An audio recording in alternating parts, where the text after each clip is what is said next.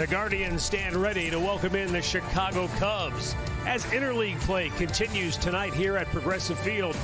The Indians take on the Chicago Cubs, a team that swept all 4 games from the Tribe just 1 year ago. Shane Bieber will pitch tonight for Cleveland. Hi again, everyone. Matt Underwood alongside Rick Manning. And Arch, when you think about Shane Bieber, he wins the Cy Young Award a year ago, blows away the field, really. And then in the offseason, he takes his third best pitch, a pitch that's really a distant third best for him, that slider, and now he's made that a lethal weapon in his already potent arsenal. Boy, he certainly has. It's Bieber Day again. We get a chance to see him pitch. It'll be his very first start ever against the Chicago Cubs. He's 7-4 in his 11 starts against the Cubs, against interleague play, but Bieber goes out there. That slider has been unbelievable. He's got a feel for it. He can also throw that knuckle curve that goes down and away. He spots his fastball. When you look at the strikeout pitches, 20 of them coming on the sliders, you can see he's got that zone down because he gets ahead of the hitters. He gets them to chase those pitches out of the strike zone. That's why he has so many strikeouts. And the strikeouts, think about it, 77 this year. Then this point in the first 7 starts of the season, only Curt Schilling 1 better, Pedro Martinez 5 better, and we expect to see Shane Bieber do the same thing against the Cubs because this could be a team that swings and misses. Still early, but you can make the case so far. He's taken that Cy Young Award season and built upon it. He's even better so far here this year. We'll be back with tonight's first pitch. Alan Jensen are up next with more on tonight's starter for Chicago, Adbert Alzolay, and Andre Knott stops by to give us the lowdown on what has gotten Kris Bryant off to such a hot start for the Cubs. Cleveland Indians baseball is brought to you by Spectrum Mobile. Spectrum Mobile has unlimited talk, text, and data. Save up to 40%. Go to SpectrumMobile.com today. By your local Toyota dealers. Visit buyatoyota.com. Toyota, let's go places. And by Chevrolet, the Chevy Network dealers.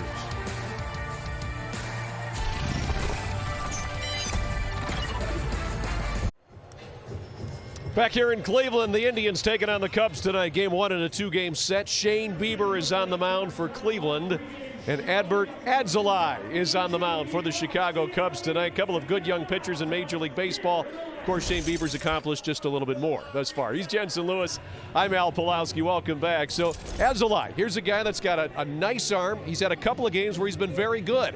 Another couple of games where he's been hit around a little bit. What are you expecting tonight? The slider is going to be the big out pitch, and it's something he developed at the alternate site last year, the short season. Jake Arrieta has kind of been a mentor for this kid. He's really helped him, kind of calm himself down. Sometimes an inning can speed up on him in the past. That hasn't really been the case consistently. I think the breaking ball is one pitch, as the Indians have done so well the last 7 to 10 days. Have that opposite field approach, see it a long time, and don't be chasing it until you have 2 strikes and you got to foul some of those pitches off. They're primed for a good opening. I know it's 2-game set, but I think they can get to him early and give Shane Bieber an early lead. That's their approach against Alzolay. What about Shane Bieber and the Chicago Cubs' approach against him? We know Kris Bryant's been on fire, but with Bieber, you got a guy that has multiple pitches he can throw for strikes. Yeah, no doubt about it. And Kris Bryant, a guy that right now top 3 in the National League most valuable player race. He's come off really well. He has helped solidify the top of this Cubs offense. To me, it's a straight book right-hander. You got to force him to be uncomfortable up and in, and with Shane Bieber's slider and curveball, he might be able to get him to chase away. Javi Baez, a late scratch tonight. Is that going to make much of a difference? No, I think this is a lineup that right now with Wilson Contreras, he's hit leadoff. He's going to hit 5th tonight. Anthony Rizzo has been always good. Matt Duffy's intriguing. We know that he's kind of bounced around a little bit. San Francisco, Tampa Bay. He's a consummate professional. Bottom of this lineup is something to watch out for. Eric Sogard kind of gives you that Dustin Pedroia feel. He's going to be pesky there, but he can help turn a lineup over. It's a good Cubs offense. Andre Knott joins us now. Andre, Tribe and Cubs, always fun when these two get together. Yes and no. If you remember Kris Bryant, one of the last times he was here at Progressive Field, well, he hurt himself last year, but if you remember back in 16, he made the last out at third base. He was the poster boy for the launch angle. Remember that? Everybody wanted to hit with the launch angle after they saw Kris Bryant become who Kris Bryant became. But then over the last 3 years, he started striking out. He could not hit the high fastball, Arch, Matt. And what ended up happening, all people, his dad came to him and said, you know what? Since you're telling the world you're not having fun playing the game anymore, you need to get back at home and get back to the basics. What were the basics in Las Vegas last year? Him hitting off a tee, trying to hit high fastballs, 200 plus a day. Then he would hit 200 plus a day in the cage on the high fastball. They changed his stance, made him stand straight up, hands a little bit higher. Suddenly, he's got 6 home runs already this year on high fastballs. As you saw right there, he only hit 1 in the last 2 years, guys. He's got off to one of the best starts of his career, and as you see the numbers right there, it is a walk year, Arch. Yeah. It is a money year for him. Yeah. But maybe the poster child for launch angle has changed the game, and more kids will listen that launch angle will kill your career pretty quickly when the pitchers figure you out. Well, nice to hear that somebody's trying to hit the top half of the baseball, you know, and try and hit a line drive or something like that. It keeps you on it much longer, and he's off to a good start. We can talk more about that during the ball game. But let's take a look now at the Northeast Ohio Ford Dealers Indian starting pitcher Shane Bieber, making his 8th start. He has been outstanding. He's 3-2 and a 298 earned run average. We all know about the strikeouts, but he's coming off a start where he was roughed up a little bit by Kansas City, had a no decision. That offense battled back, and after they got him some runs, he went out and really had one last inning that he went out and got to his 9th strikeout, continued the streak that he has going, and we're going to see if it continues tonight. Take a look at David Ross's starting lineup for the Chicago Cubs. Jock Peterson will lead it off. He's in left field. Chris Bryant in center field, batting second. Then Matt Duffy playing third base will hit third. Anthony Rizzo batting cleanup. Wilson Contreras, the catcher, bats fifth. David Bodie will DH and hit sixth. Jason Hayward in right field, batting seventh. Ildemaro Vargas, the second baseman, will bat at 8th. And Eric Sogard, he's in for Javi Baez. Javi Baez was a late scratch with some back tightness. Sogard will bat 9th. Check out the defense behind Bieber tonight. Looks like this. Rosario is in left field. Ramirez in center. Naylor over in right. On the infield, it's going to be Ramirez at third. Jimenez is at short. Hernandez at second. Bowers is at first. And it'll be Austin Hedges behind the plate. Interesting, this is the same umpiring crew that we had in Kansas City. Stu Sherwater, Lance Barksdale, Angel Hernandez. Ted Barrett, however, a holdover from the previous crew, staying on to be the crew chief. And we're ready to go. The balls and strikes will be called by Stu Sherwater here tonight. A little wind blowing to right field. Cool, what'd you say it was? 52 degrees? 52 degrees, not a cloud in sight, but it is breezy, as you said. Oh my goodness, what a grab! Somehow Bieber stole a hit from Jock Peterson. I think he found a hit. That thing landed in his glove, and I'll tell you what, your heart's got to skip a beat right there. That tells me they're looking for first pitch fastball, and he got on it. It was away. Bieber snagged it, though. He saw it all along. That was 111 miles per hour off the bat. How about that? That's a play that's just pure luck. But it's an out on one pitch. Now Chris Bryant takes a fastball for strike one. Bryant 7th in the National League in batting average. He's 2nd in home runs, 7th in runs batted in, leads the league with 13 doubles. Swing and a miss. Good breaking ball there.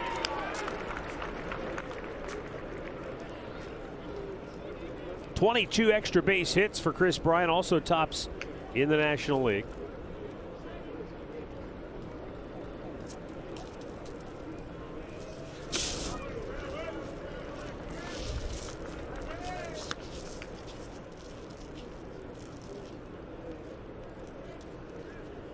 Bryant has hit in 17 of his last 20 games. He's been on a tear, and they've needed him because, similar to the Indians, the Cubs offensively had struggled at times. Nice pitch. Jimenez cutting in front of Hernandez to make the play with the shift on, 2 down. Storylines are brought to you by Wayside Furniture. Shane Bieber in interleague play over the last 2 seasons unbeaten. And the Cubs boast the worst road earned run average in Major League Baseball. They are truly a Jekyll and Hyde club when it comes to playing at Wrigley Field and playing outside the so-called friendly confines. Yeah, that's worse than the majors. A 6.28 ERA out of that bullpen. See if you can get into that bullpen early on the Cubs. Cubs bullpen's actually been better than most people maybe thought coming in. It's a weird mix of arms, however. It's not built like you would traditionally put together a bullpen, but they're getting the job done to this point. One of the reasons why the Cubs have been able to hang around that 500 mark. David Ross's club still maybe trying to figure out their identity. 3.5 games behind the Cardinals in the NL Central coming into play tonight. This guy's been interesting. Matt Duffy has been great off the bench in the pinch hitter's role. Some are comparing him to a young Ben Zobrist, a guy that can move around, play multiple positions. Oh boy, that's and give you a quality at bat off the bench. Now it's easy to draw that comparison loosely. I mean, Ross, the manager, he was a teammate of Ben Zobrist, and I'm sure he would be quick to maybe, hey, let's tone that down a little bit, give this guy a chance to get his feet under him. I mean, Zobrist played a long time. switch hitter. He played a lot. Yeah, second base, good outfielder. He was a terrific utility player that played every day. 2-2. Good pitch. Punched him out. Inning over. The Cubs go 1-2-3. The Indians are coming to bat. Adbert Alzolay will be the starting pitcher for the Chicago Cubs, the Northern Ohio Hyundai starting pitcher. 26-year-old right-hander, making his 6th start, a 1-2 record coming up, a no decision against the Dodgers in his last start. Went 5 innings, had 7 strikeouts, which is a season high. And this guy has a good arm. It's a solid fastball and a slider to match. Terry Francona starting 9, brought to you by Progressive Insurance. Cesar Hernandez leading it off. Jake Bauers in the 2-hole. Jose Ramirez 3rd in the American League in home runs, batting 3rd. Eddie Rosario, Franmil Reyes, and Josh Naylor in the middle. Then it's Harold Ramirez, Andreas Jimenez, and Austin Hedges batting 9th.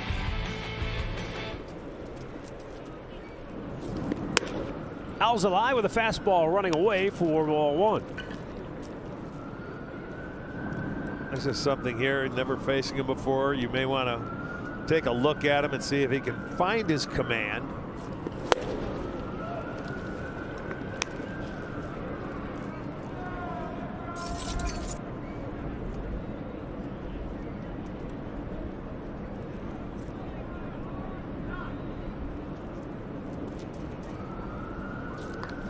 Popped up, foul, back out of play. Alzolay was born in Venezuela. Signed with the Cubs 8 years ago. Made his way through the minor leagues. Made his debut 2 years ago. Pitched in a half-dozen games last year. That's a good comeback fastball right there, a heater on the inside part of the plate. And it had the comeback to it and catches the plate. Watch the movement on this little two-seam fastball. You see it come back. That's a tough one on left-handers. You can't give up on that pitch.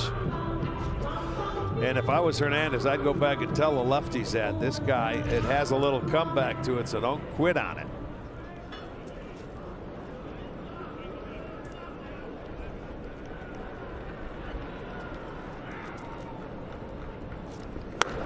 Of the 16 hits that Alzolay has surrendered so far this year,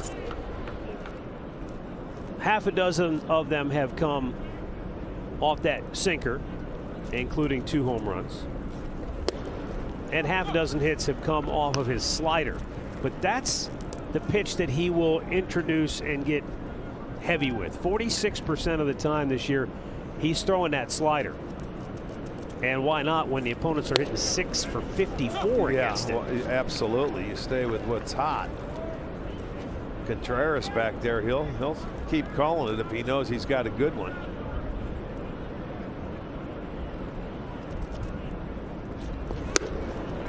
See, that's the pitch that could be nasty to him if especially if he has that little comeback fastball, that little slider on the inner hand, on the inner part of the plate as well.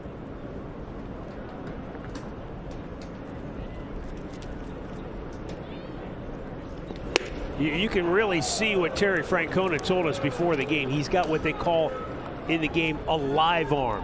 It right. Really, you can just tell the ball jumps out of his hand, gets on the hitter in a hurry. Look at that's the same one that came back and didn't get the call that time. And that one did. Bauers rung up looking. back-to-back Ks to start the night for Adbert Alzolay. Let's check out the defense for the Cubbies. They're 6th in the National League, made 19 errors. Peterson is in the left field, Bryant in center, Hayward over in right. It'll be Duffy at third, Sogard at short, Vargas is at second, Rizzo at first, behind the plate, Contreras.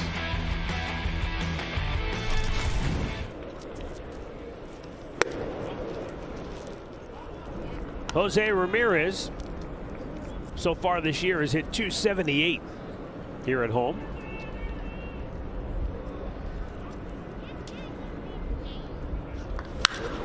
Popped high in the air, shallow right center field. Bryant, the center fielder, puts it away. The Indians go 1-2-3, and we're scoreless after 1.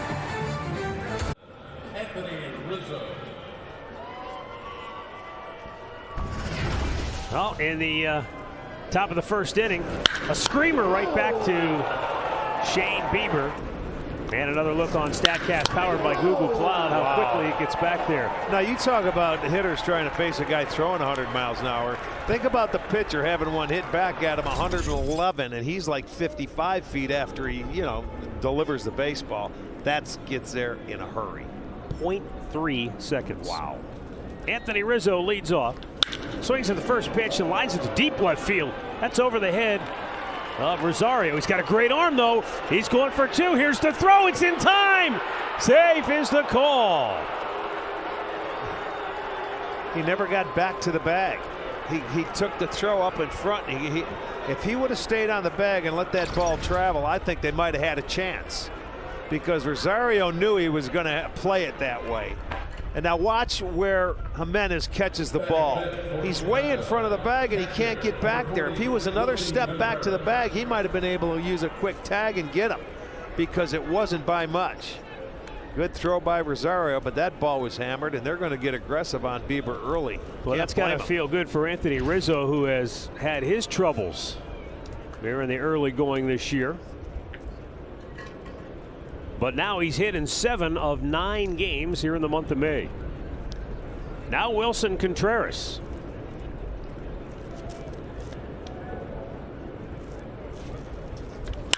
Up the middle and through, and the Cubs are going to take a 1-0 lead.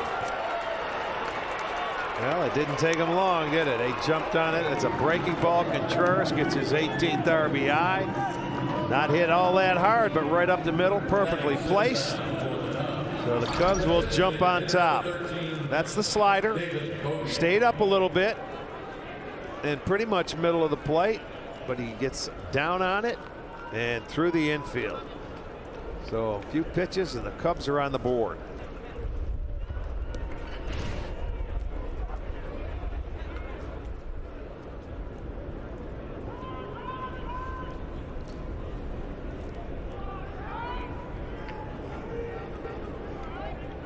Now David Bote.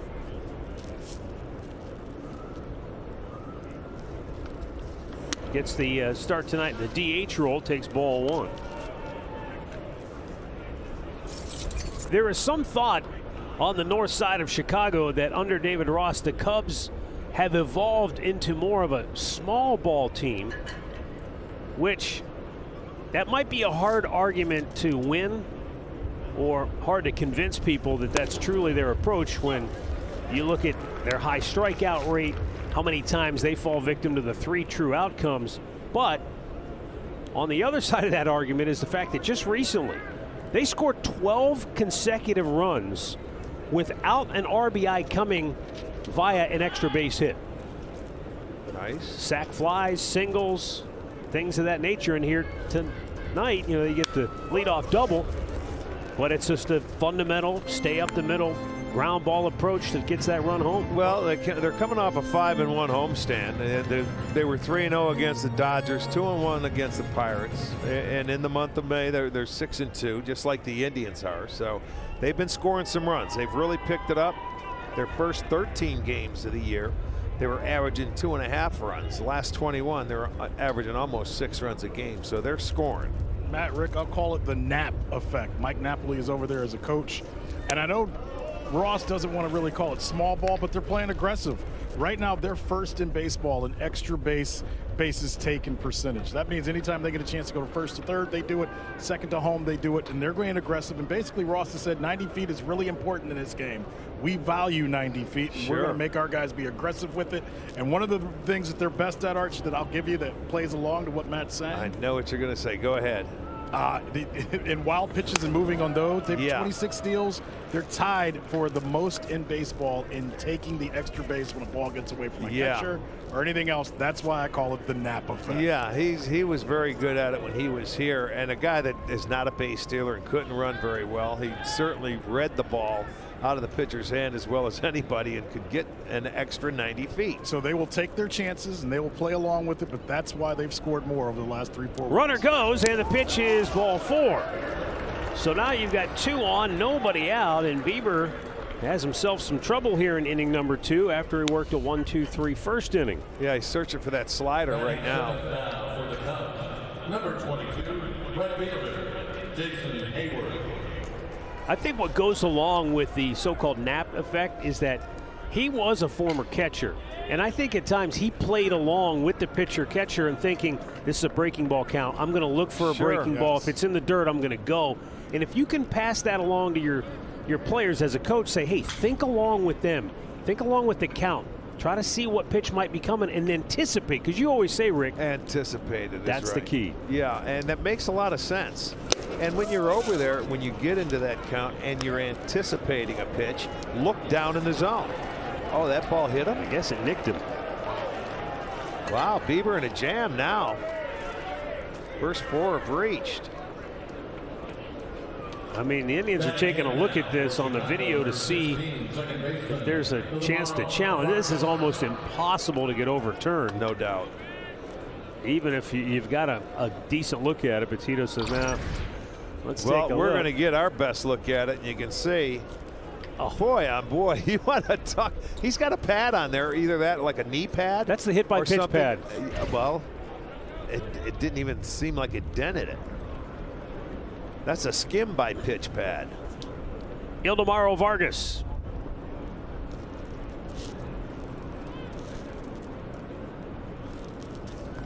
I should say the well-traveled Ildemaro Vargas, who played for 3 different teams last year. Yeah, you can hear the nick. You can hear it hit him or graze him. If I ever had a choice, I wouldn't mind being hit like that. Yeah. Because that wouldn't hurt. Well, Austin Hedges going out saying, hey, where's Shane Bieber at? He started this game. Bieber's now thrown 20 pitches and 9 balls already. Yeah, he's searching for that slider. Vargas began last year with Arizona, then went to Minnesota and finished the year with the Cubs.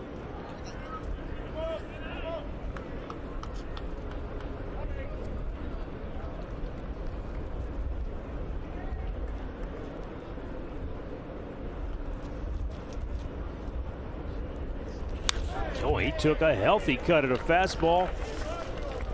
And it's now 1-1. Boy, he was sitting dead red on that one. Looking for the fastball, had a good swing, and it went straight back.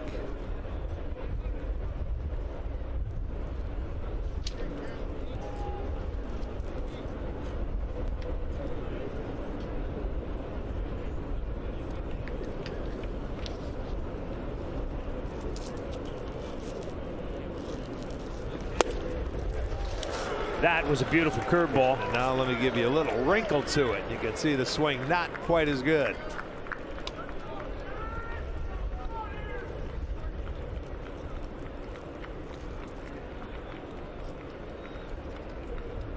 I'll tell you, he'd take a ground ball double play here.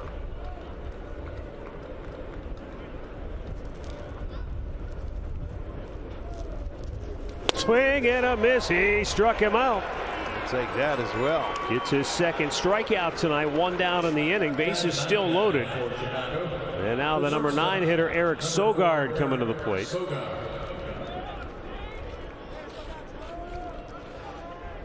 Take a look at our Nissan pitch tracker in the sequence on the strikeout. came back with that knuckle curveball and went down out of the zone, not the slider. Sogard batting ninth, but don't let that fool you. He's dangerous. Yeah, he puts the ball in play. He's got a knack of finding a way to get the barrel of the bat to the baseball. And he has yet to be doubled up.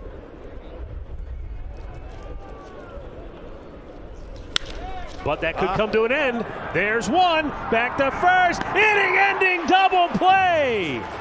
Bieber, the magician, pulls a rabbit out of the hat and gets out of the inning without allowing any further damage. The Cubs strike first. They lead it 1-0.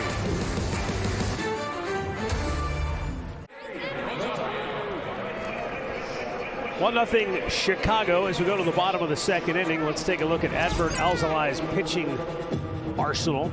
Heavy with the slider. Yeah, that's like you were talking about, that sinker and four seam. So you could say 47% of the time. The other two are just the changeup, not often, and the curveball is probably, I don't know if we'll even see one today. Yeah. Especially when he's throwing that little two-seamer the way he does. And it comes back to the left-handers. He has a few left-handers in this lineup. Well, I'll ask quickly, does that help the Indians, considering that last week in Kansas City they saw a lot of fastball slider pitchers and not changeups? I'll let you know after the game. That's why you're the best in the biz. Thank right you. There. You guys got to stay all game. I haven't seen him pitch before, but I'll tell you what, if he doesn't have that changeup, I'm glad to see that. You know what, Andre? I think in a situation like this, it's like anything else. If the guy executes, they've never seen him before. They're already kind of just trying to pick it up and see what he has. He looks pretty aggressive here at the outset. I saw three hitters come back and tell each other basically there's late movement back into you. I could tell that on the first pitch to Hernandez when he struck him out, that thing's coming back. They're going to have some issues. But, I mean, you got to let him know and see what happens. He's got to throw strikes and get ahead of the hitters. See how he acts when you get him out of this the stretch. Well, he struck out 3 out of the first 4. Yeah, that one was swinging. The other 2 were called.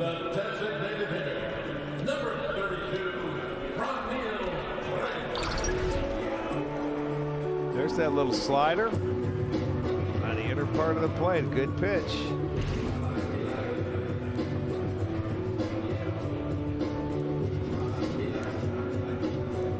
You know, he's about a 90 pitch guy. I mean, one time in his starts has he thrown 100 pitches.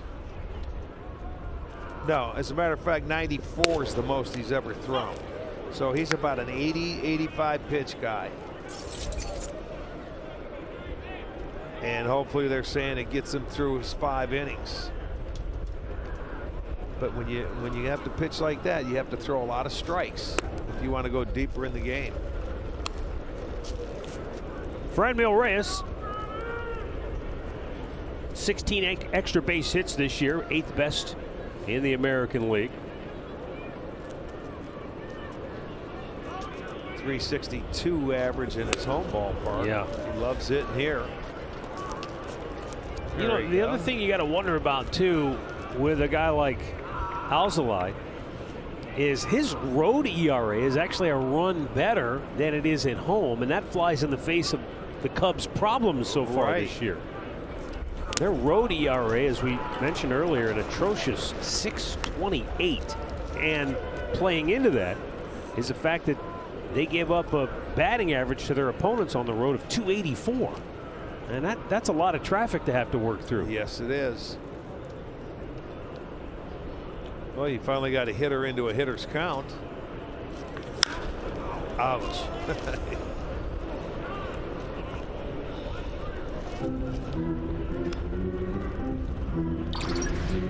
He's got that protective pad, and let's see, it goes right off it, so that's a good thing he had it there, and it still hurts.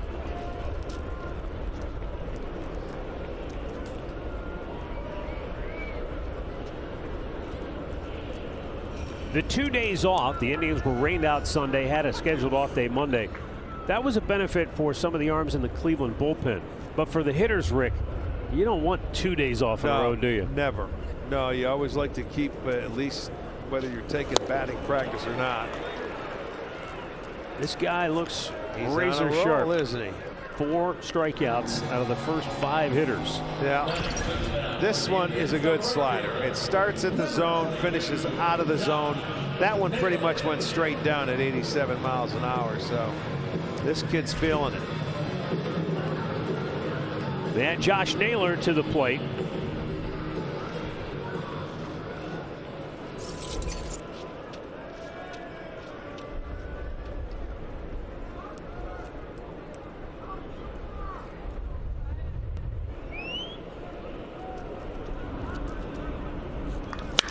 And he smokes a base hit into right center field. He's going to turn hard, and he's going to hold with a 2-out single. Well, he didn't waste any time. Jumped on that first pitch, hit a nice line drive. And I like that with Brian out in center field, and he hasn't played many games out there. This may be his first start, but there's that fastball, middle of the plate. Now you watch where Hayward comes over, and he was going to cut it off, but Bryant backs him up. He ends up catching the ball. And he's not a normal center fielder, so that's a good play.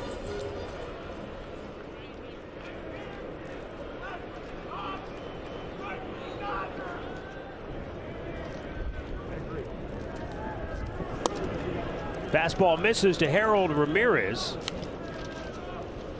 Prior to this year, Arch, 10 career games in center field for Kris Bryant.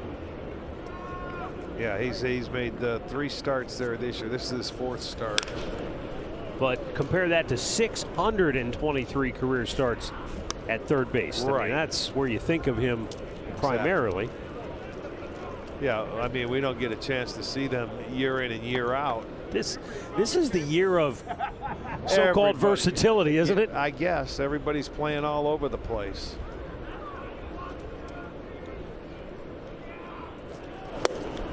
Good off-speed pitch, had him fooled. 1-2. There are certainly a lot more players playing multiple positions than what used to.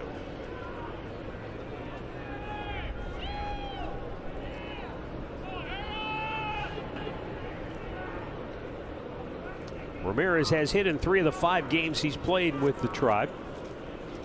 Smacks that one right up the middle and into center field. Naylor stops at second, and the Indians trying to rally with 2 outs. Yeah, 1-2 down in the count. He got after the slider. He just tried to, here you go, take it up the middle other way. And he stayed down on it. That was a pretty good pitch, too. Look at that head I'll staying tell you what, in. yeah, he let the ball get down on him and, get in on him. And you track it that way, and he just didn't try and do too much with it. Get a base hit. So with 2 outs, they're going to try and mount a rally.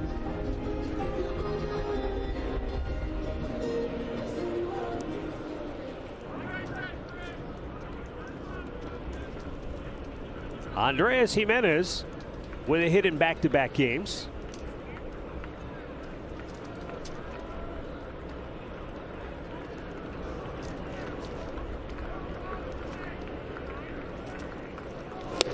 And he starts him off with a first pitch slider. Well, for Giménez, looking for his first hit with a runner in scoring position this year. He's over 13. So now would be the time to get your first one. Come right back, respond to that run that they put on the board in the top half of the inning.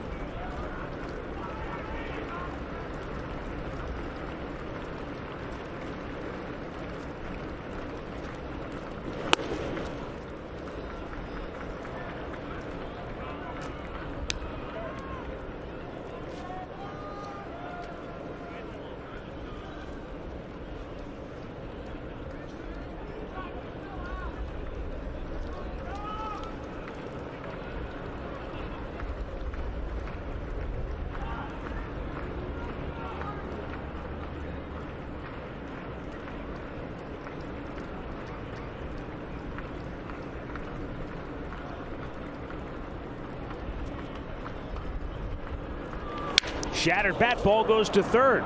Duffy will have an easy play on the force, and the inning is over. No runs, 2 hits, 2 left through 2. 1-0. Well, download the MLB app to get in-game video highlights, live pitch-by-pitch, breaking news, player updates, stats, and much more.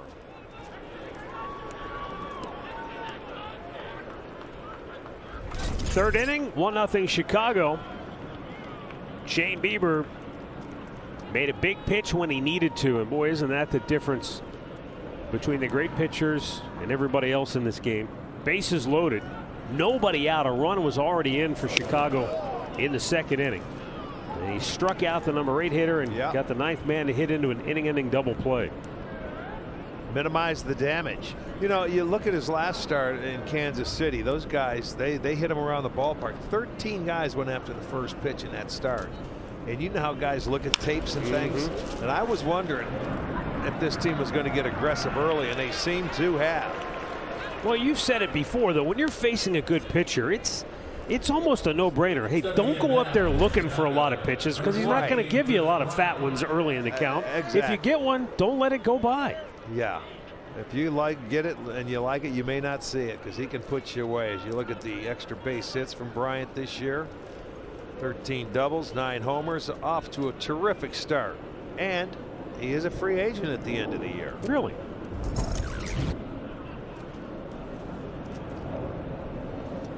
I thought it was interesting that, you know, he signed a 1-year deal. Yeah. To stay in Chicago for this season. Well, it was a weird offseason when you think about it, you know, with the pandemic and only a 60-game schedule. True. It was not a good walk year for the free agents. A couple of them, yes, but not many. And, you know, when Andre was talking about the changes that, you know, he made, it was probably even more so for him to say, you know, I hit 206 last year. Granted, it was only 34 games, but wasn't exactly a banner year to come out and say, hey, look what I did. Yeah.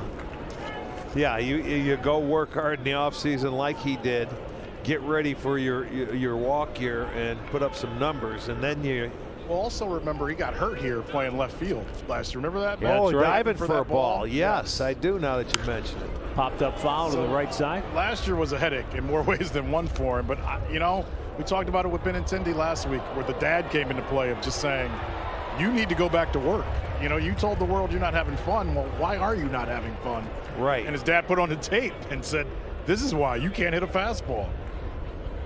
Well, that's good. Dad knows best. But I'm watching. Look how much higher his hands. And I know we don't have clips from last year. Well, he really used to crouch. Right.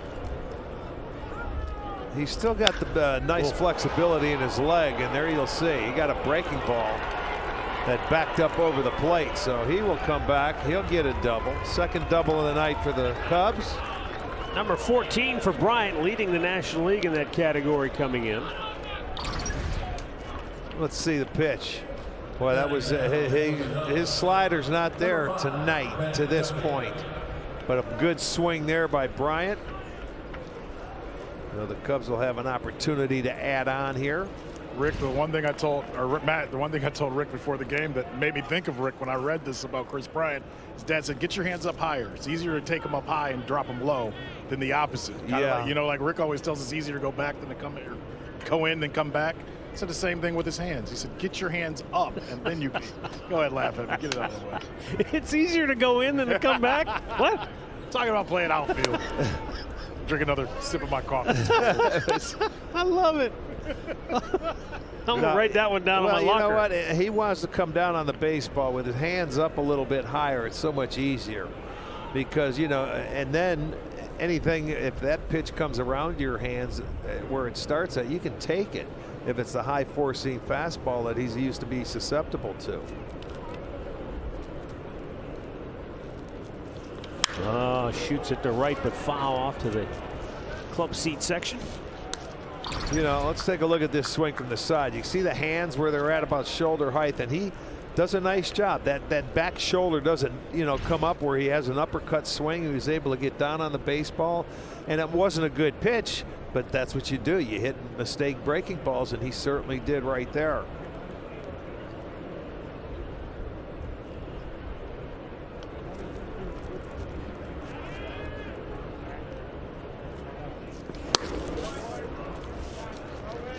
Matt Duffy, who struck out his first time up, he spent last year in the Yankees alternate site.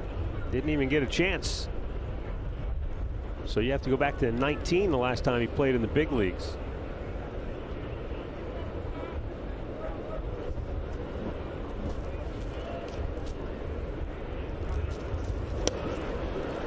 right on the outside corner. Similar to the pitch that he got ahead of him with in the first inning. He was able to ultimately strike him out. Tough on right-handed hitters. You know, when you go out there, coming into today, 186 batting average for the righties, and if he makes his pitch, pretty good chance you're not going to get a hit. And if his breaking ball is on, pretty good chance you may go down as a strikeout victim. Oh, what a play by Jake Bauers, and a double play to end the inning. How about you? Spectacular leaping grab by Bauers to take extra bases away from Duffy and steal a run away from the Cubs as well.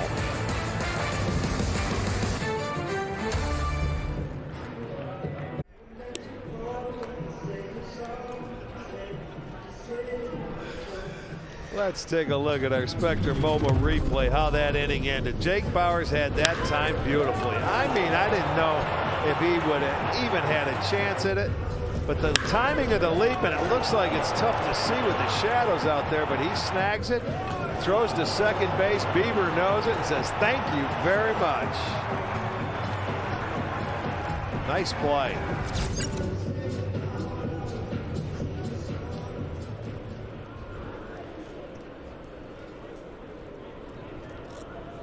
Good friend of mine used to say, good players get the good breaks. There's something to be said for that. Shane Bieber with a couple of double plays turned behind him already here tonight.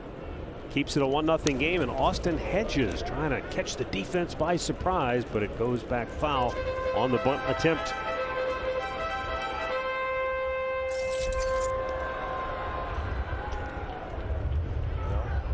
Obviously just trying to get on base. He saw the first 8 guys go up there and they didn't have much luck, so he said, I'm going to try and bunt.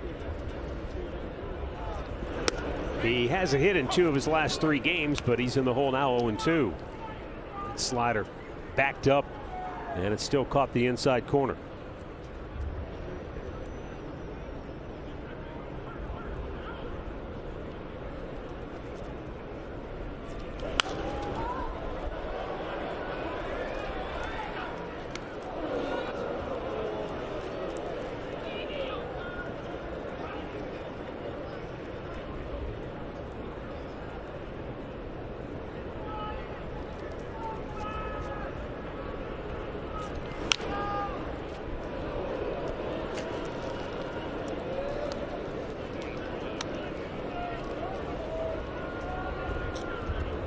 I know we're only 33 games into the season, at least for Cleveland, and some teams have maybe a game or 2 more. But boy, it's amazing. Every division, top to bottom, with the exception of maybe a couple of divisions, everything's packed together. It sure is.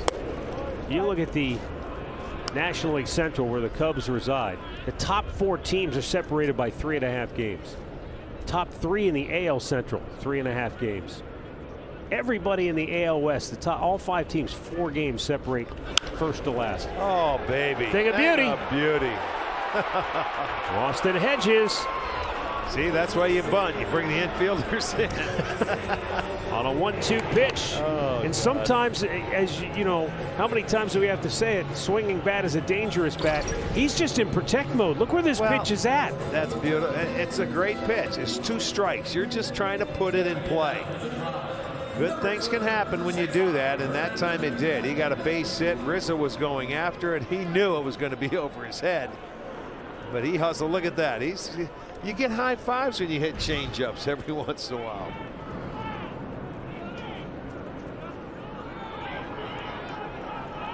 Yeah, you go at the last inning where Duffy hit a ball probably off the bat of 100, and it's a double play, and then you get one right there that's a flare to right, that's a single. Well, I go back to Harold Ramirez's swing, you know, like Andre's guy, the Yerminator. You know, you get that 2-strike approach, just spread out. Don't worry about the stride. Just use your hands and try to put the bat on it. Pretty good approach.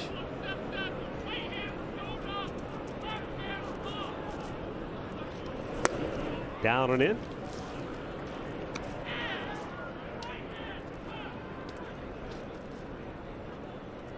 Out on strikes his first time up, but in his previous 7 games, Cesar has 4 extra base hits, 4 walks, 4 runs scored.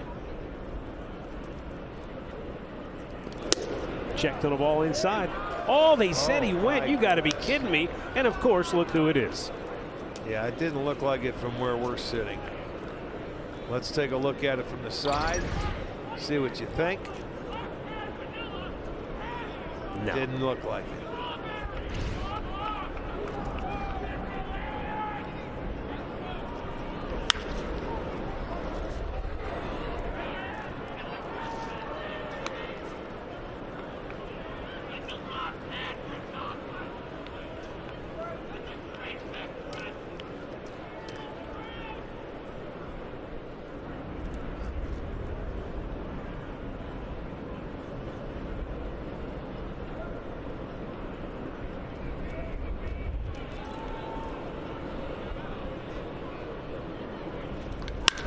And there's a double play ball.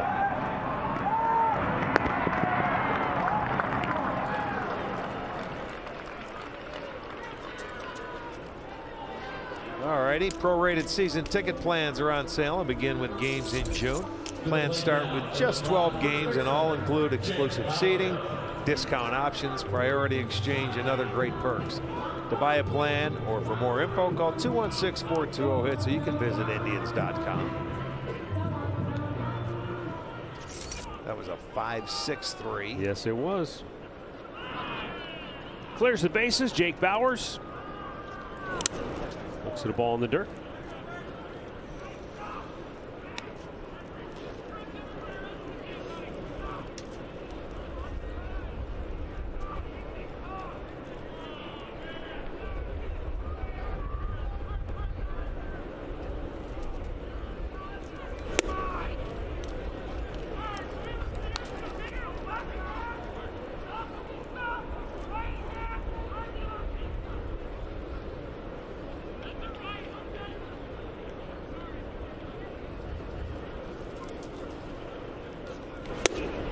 And 1-2 the count. Told you that slider, that's his money pitch, and he's starting to rely on it more and more.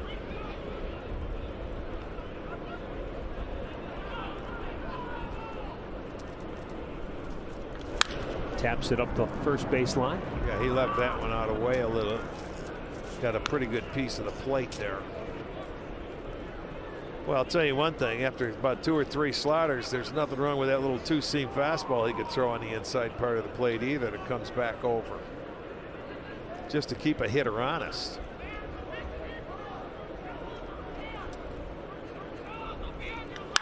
And a ground ball.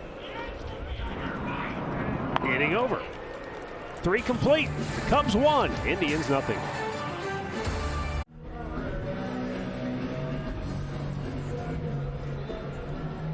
Kia player profile. Shane Bieber has struck out 9 or more, 9 consecutive games. Nolan Ryan has the all-time mark. 1977, he did it in 11 straight games. Chris Sale did it 2 years ago, and now Shane Bieber is on his heels.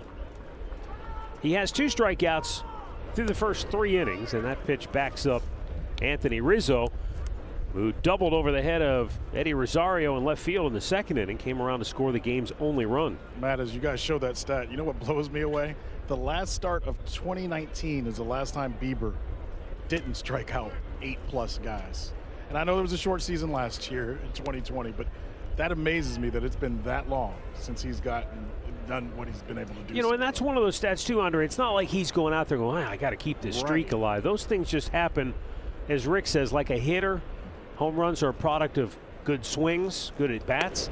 Strikeouts are a product of you being dominant, getting ahead, and putting people away. It's not like you're going out there saying, hey, I need to strike out 4 more. Right. Great pitches. And, you know, we watched him, was it the Cincinnati start where, we were all kind of, we think he's done after 6. Yeah. Then he went out in the 7th and struck out the side. We're like, okay, maybe we.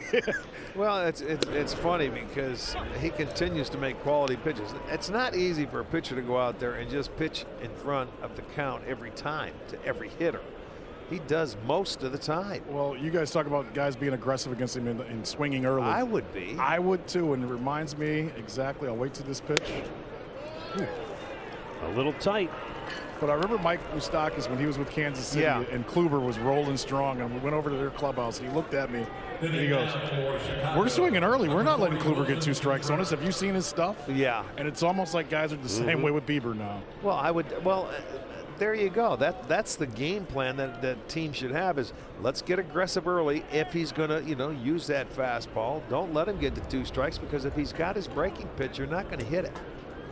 2 walks for Bieber, though. Walking Rizzo, not a huge deal. Rizzo now 20 walks. He came in 6th in the National League. He does have a very patient approach and a good eye. Wilson Contreras knocked home Rizzo with the game's lone run in the 2nd inning. Singled right back up the middle. This is a free swinger here.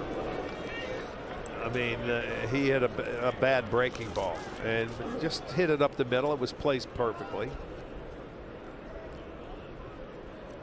I know he's just 2 for his last 18, including that RBI single in the 2nd, but that was strange to see him thinking about a bunt right there.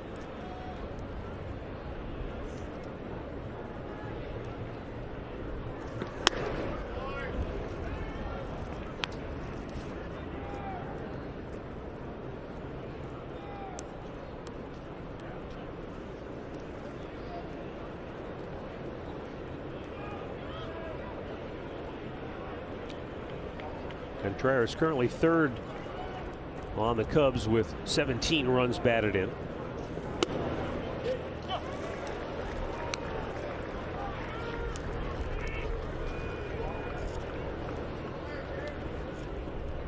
This is what we were talking about before with Shane Bieber. He gets to these counts. This is where he gets his strikeouts. Yeah, because so many times that 3rd pitch in the at-bat, it goes from either 0-2 or 1-2 or 1-1 to a 1-2, and then he expands. They're working him through, though, still looking for the slider. Contreras, by the way, has struck out 9 times in his last 18 at-bats. So he is, I guess you'd call him a free swinger.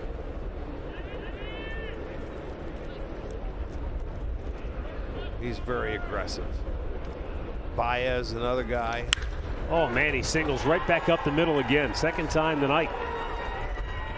On a 2-strike offering, able to bang that into center field, and here come the Cubs again. Well, just like the 2nd inning, the first 2 were aboard. Yeah, he picked on the slider again. There you'll see it, and there's not the bite to it. That's a spinner. And he stayed back nicely, takes it right back up the middle. So both his hits up the middle. The other 2 hits are doubles. Rizzo's to left center field. Bryant's to left center field. So I'm not saying it's abandoned ship, but no, you're midway through, 2nd time through the lineup. At what point do you say, all right, we need to can the slider for a while? Well, you would think so. Maybe working that knuckle curve. This is reminding me of his last start in Kansas City, where a lot of traffic. He was busy, and first 4 innings he had to pitch out of trouble all game. Offense came to the rescue later.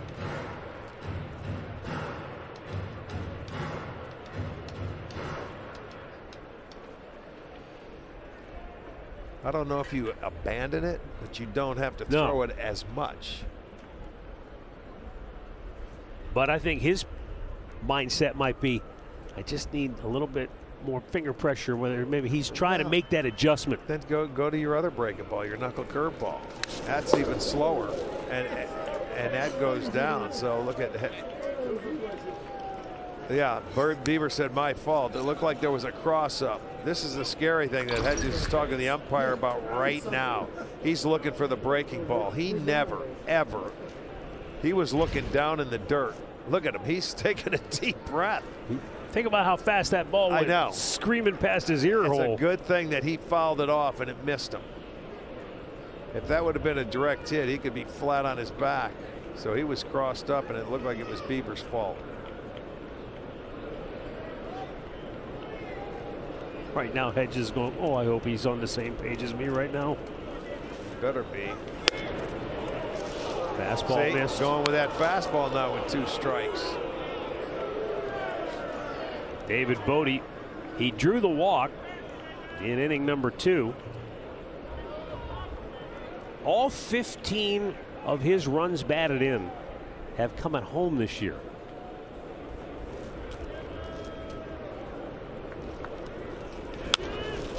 That stays fair. Throw to third. They get the out there across the diamond, not in time. Good try. But a heads-up play for sure. Good try. Yeah, that one happened to stay fair. And Hedges did a nice job of getting out of his crouch to come out and get the ball and get the lead runner. You can see it. He topped it. Stayed fair. Yeah, it never touched him in the box. I think that's what David Ross was maybe asking him. No, it did not. Heads up play, and Ramirez tried to make it doubly good. And there's no challenge available there for Ross. So one down for Jason Heyward, who was, how should we say, he was breathed on by a pitch his first time up. Yeah, just skimmed. Oh, I like that better. He was skimmed by a pitch. That's from your Niagara Falls days. The skim. Talking about the skim here.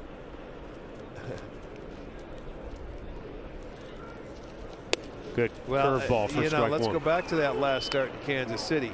If you remember, the first 5 innings, he was in trouble all the time.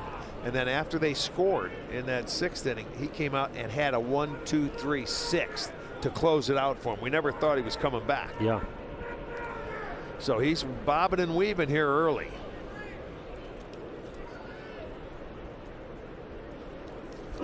Shatters the bat. Just get one. Bowers will look to second, but he'll take the out at first base. 2 down. Boy, that barrel landed almost out in the base path between first and second. Well, this is going to be the 2nd inning. Leadoff double by Rizzo to left center field, and then a base hit, and it was quickly 1-0. And then he ended up walking a guy. They had bases loaded. He got the strikeout, and then the ground ball double play to get out of the inning. He worked out and threw it quickly.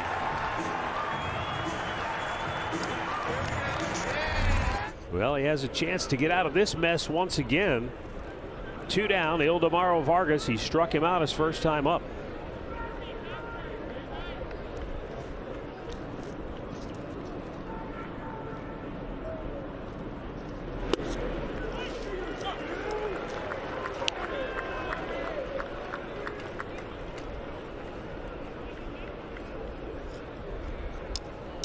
This was the strikeout back in the 2nd inning with nobody out.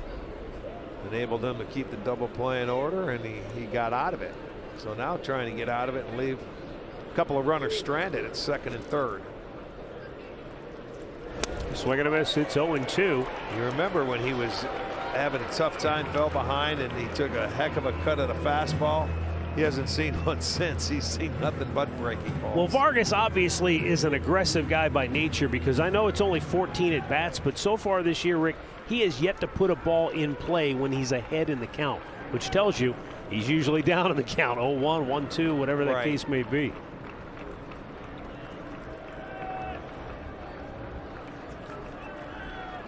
Swing and a miss. He struck him out. And the Cubs cannot cash in here in the 4th. They strand a pair in scoring position.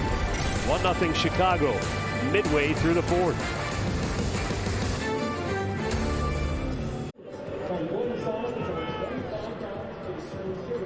Time now for our stat of the game. In the American League, the home run leaders, JD Martinez, Shohei Ohtani, and then Jose Ramirez right behind a quartet of guys have hit 9, and then Franmil Reyes. Tell you what, JD Martinez swinging a very hot bat this year. He's back. He's having a year just like Bryant. Yeah. And that Red Sox team has been very impressive. 22-14, leading the way in the American League. Bottom of the 4th, the Indians have 3 hits so far. Ramirez flied to center his first time up.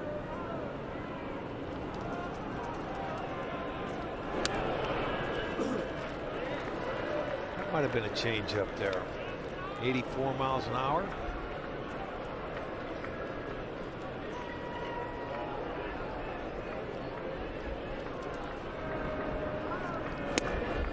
back to back.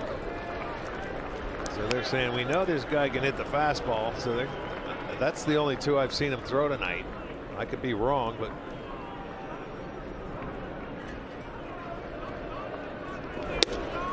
Well, in his major league debut, which came a couple of years ago, he had a game against the Mets. He threw 13 changeups. Okay. You're digging deep tonight. So it's there. He just doesn't necessarily. Oh man, you don't see that happen very often to Ramirez, but that slider down and in.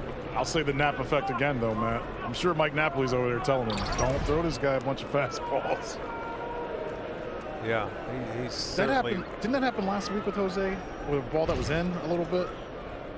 Breaking ball? Yes. He kind of turned to get out of the way and end up swinging? Yes. I'm not so sure. Was that the same game that he ended up getting, quote unquote, hit by the pitch against Kansas City? You might be right.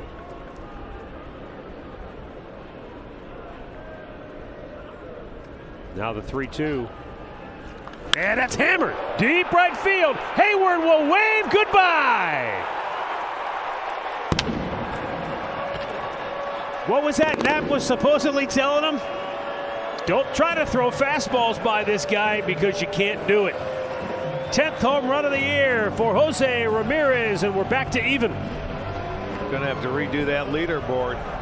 Yeah. Well, he got a fastball up and away, and he hooks this ball and takes it to right field. You watch how quick the bat is.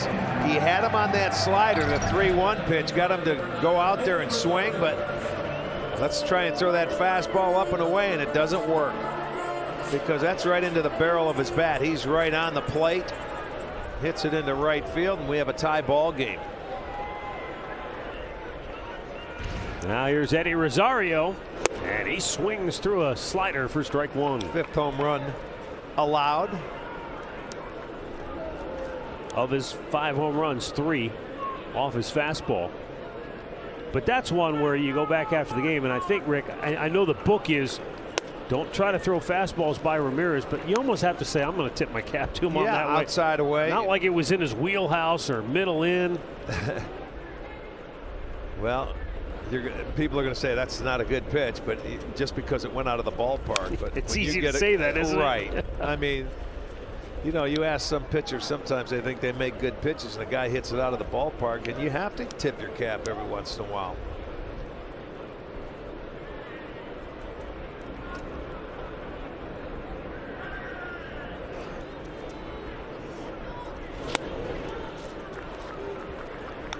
Got a big Indians fan out in Phoenix, Arizona.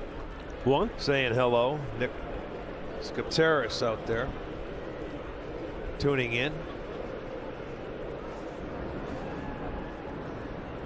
2-2. Popped him up. And that is going to be the third baseman. Duffy grabs that. 1-0. Well, 6-game ticket packages start at just $99. You can choose Fridays, Saturdays, or Sundays, or you can build your own 6-pack to fit your schedule. Go to Indians.com for full details. Franmil Reyes coming to the plate. Struck out his first time up. He's now 2 behind Jose Ramirez for the team lead in homers.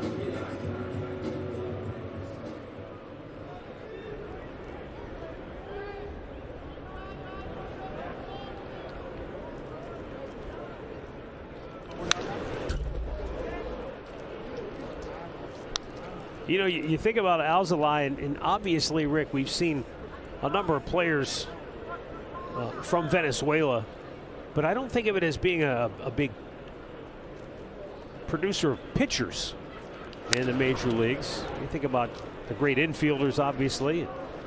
Omar Vizquel. The shortstops you're talking. Here in Cleveland, and Andres Jimenez is from Venezuela, but Alzolay is a guy that the Cubs have really fallen in love with because A, he's got terrific arm, but also the mental aspect of the game. I mean, when it's not his day to pitch, when he's charting pitches in the dugout or watching the game, he says, I'm looking at what the hitter's doing. He said, I'm looking, how does he react to a fastball in? You know, how does he react to does he chase the breaking ball? How does he react to a changeup? And so that's you know, that's what you look for in a pitcher. What are you doing when you're not starting? Are you over there screwing around? And he just struck out Franmil Reyes with a nasty slider for his 5th strikeout tonight. 2 down. Well, that's why starting pitchers always used to keep charts the day before they pitch, so you can watch, right? You know, and watch the hitters go about what the guy does before you. I don't care if it's a left-handed pitcher or a right-handed. You just watch the approach at home plate, kept them focused so they can get ready for their start the next day.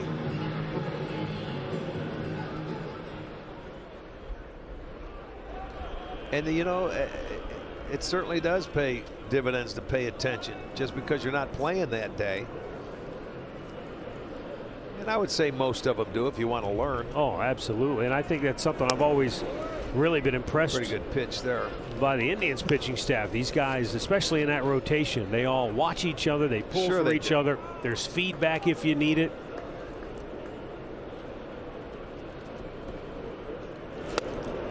One and one to count on Naylor. Is that slider, man? 46% of the time we understand why. It's pretty nasty pitch. I'm surprised he hasn't gone back to that fastball to some of the lefties, though, on the inside part of the plate when he has 2 strikes. Contreras would know. He's back there calling him. He gets a feel.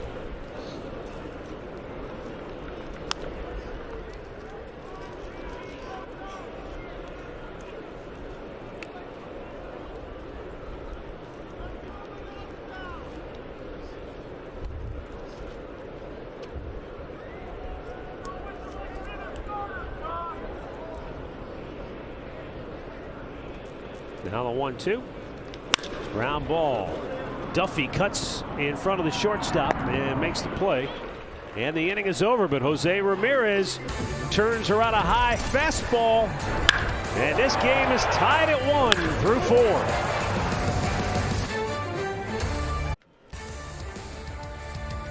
Cleveland Indians baseball is brought to you by the injury lawyers at Elk & Elk, proud partners of the Cleveland Indians. Call 1-800-ELK-OHIO. And by Cleveland Clinic, the country's #1 heart care.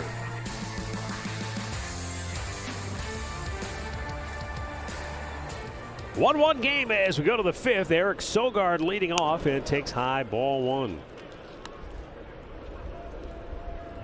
This is the guy Bieber got to hit into the double play back in the 2nd to get out of that inning, allowing no more than that 1 run.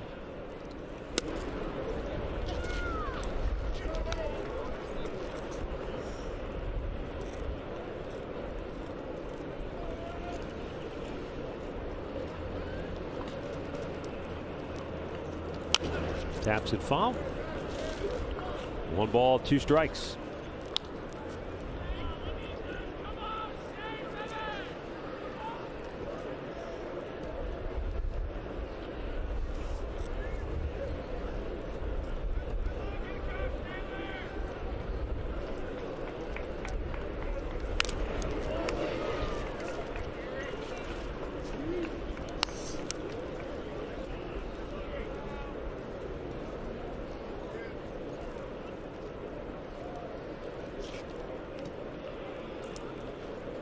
Sogard came into today 9 out of 28. That's good for a .321 average when behind in the count, putting the ball in play. That's contact, man. Let's make contact.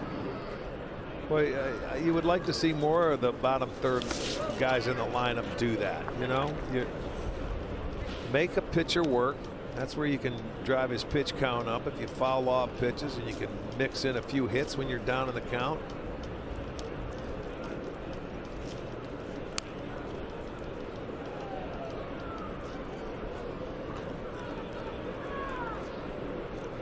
Where was it? We were in Kansas City when they were hitting like, you know, they had the best batting average, 7, 8, 9. Oh, yeah, and it right. rolls that lineup over and gives the guys up at the top part. Should have been strike 3, but I don't know. Stu Sherwater watching a different game. Well, you know what? You make pitches like this. He's missed a couple of them today, but we saw him, this crew in Kansas City. They missed some pitches there as well. There you go. And that's going to put Chicago right back on top. Came back inside with that fastball and made him pay, but he got a break. He got an extra pitch. and took advantage of it. So right back come the Cubbies.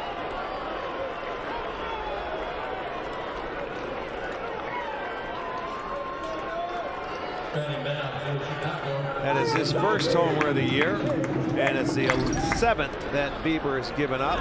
And there it was, fastball middle in, and he knew it as soon as he hit it. And that's not a home run hitter. His first of the year, and you know, you talked about it before.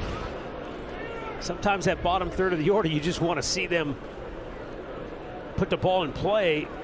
But that's where the game's different now. The 7, 8, 9 hitters, they still will try to take you deep, especially, you know, you get an opportunity where you see your pitch. Yeah, he wasn't trying to take him deep because he went inside and he didn't get that call to pitch before. And then Bieber came back in and he was ready for it and just reacted.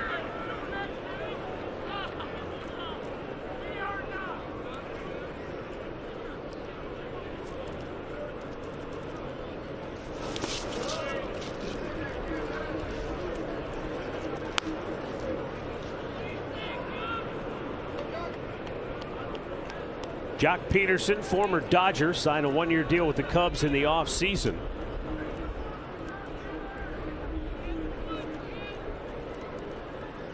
And he chased one downstairs and strikes out. 4th K for Bieber. One down here in the 5th. Injury report brought to you by the attorneys at Elk & Elk. Cubs have certainly had their share of injuries. Javi Baez was in the original lineup, scratched with back tightness. Jake Marisnick just went on the injured list with a hamstring injury.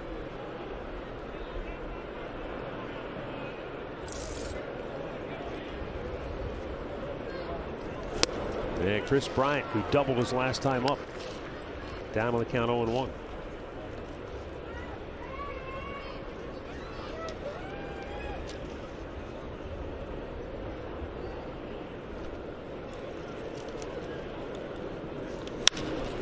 Right field near the line, and slicing foul.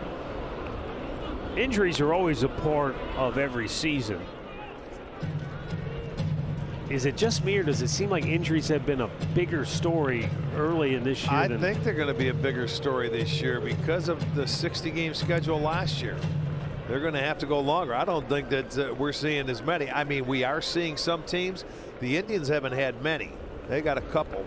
But, I mean, there are some other teams that have had them early. I think you're going to see them as this year goes on, no question. You know, there was a story recently, maybe Andre read it as well. I don't know if he's got any more to add to it, but one general manager that was quoted was talking about, it seems like more soft tissue injuries. In other words, you know, Roberto got a foul tip, you know, fracture. That's something that just, I don't want to call it a freak injury, but it's not something that you see a lot of. Right. Well, in his position, and it just so happened to be on a mix-up, on a play. Yeah. You know, just what we saw Hedges go through tonight.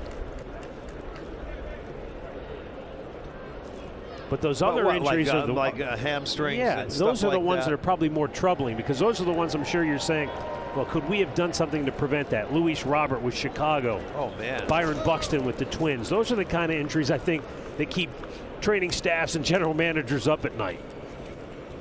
Those do, but I had another general manager where I read, Matt, kind of playing off of that. He's worried about pitchers and their injuries because so many guys are throwing so hard.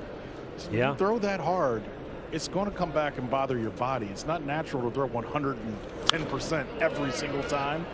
So, and they kind of feel like, wait till June and July. Yeah. That's what I'm thinking. With the pitchers. Yeah. Once they get out there and get going. And plus, how many innings are some of these young pitchers going to be able to go through? Some of them without even pitching last year competitively at this level. Only time will tell. Count stays 1-2. My question is, do you guys think at all that that's just maybe a small number of people going Chicken Little saying, oh, this guy's falling, look out, it's going to happen? Or do you think there's some kind of data behind them saying, hey, this is going to happen because we've seen it before? I think the first part of what you said is what I think we're all kind of in that reactionary mode right now. I think it always happens, but because of some of the things you guys just discussed, the short season last year, the lack of offense that we're all kind of looking and searching, right? We're all searching for answers right now of why the game looks the way it looks right now. Good battle here. Chris Bryant staying alive. 2-2 from Bieber. Got him. Locked him up with a fastball. 5 Ks for Shane Bieber. He's punched out back-to-back hitters here in the inning. Well, he got it with the fastball here. There he was looking, obviously Bryant was for the breaking ball. He got the express. And we've seen Bieber go on stretches where he can strike out 5 out of 6, 6 out of 8. He's got back-to-back after the home run here, and he knows now he's got to focus and make every pitch he can. Matt Duffy 0 for 2.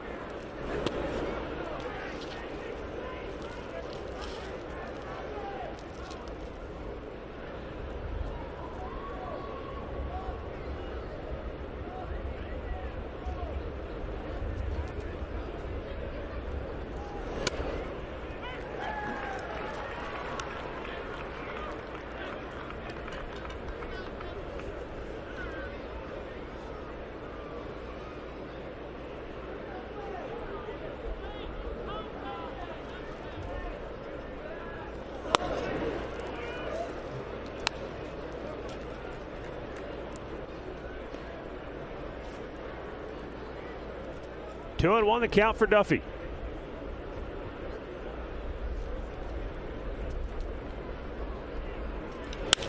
And he breaks his bat, punches it into right center field.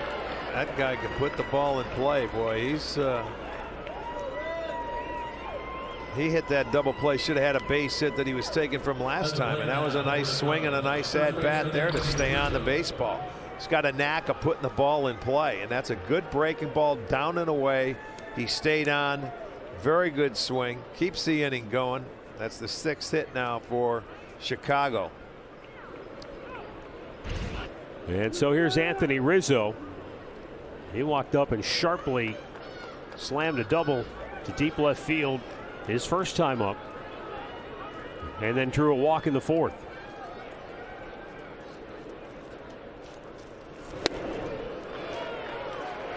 Bieber pulled the string on him nicely with a curveball. He was committed to swing first pitch.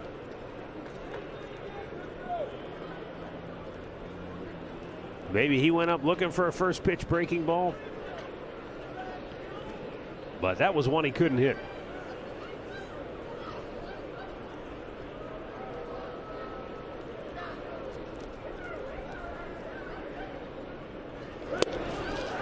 Throwback, not in time. That's a strike called on the outside edge. Rick, are there guys, and is Bieber one of them, that can make a 17-inch home plate look like it's 30 inches wide at times? Not 30, but you can make it look like it's probably 21, you know, at least 2 inches on an outside, depending on if they're getting calls. To me, he's not calling the inside corner of the left-handed hitters. You got to be on that dish, so you may want to go out away.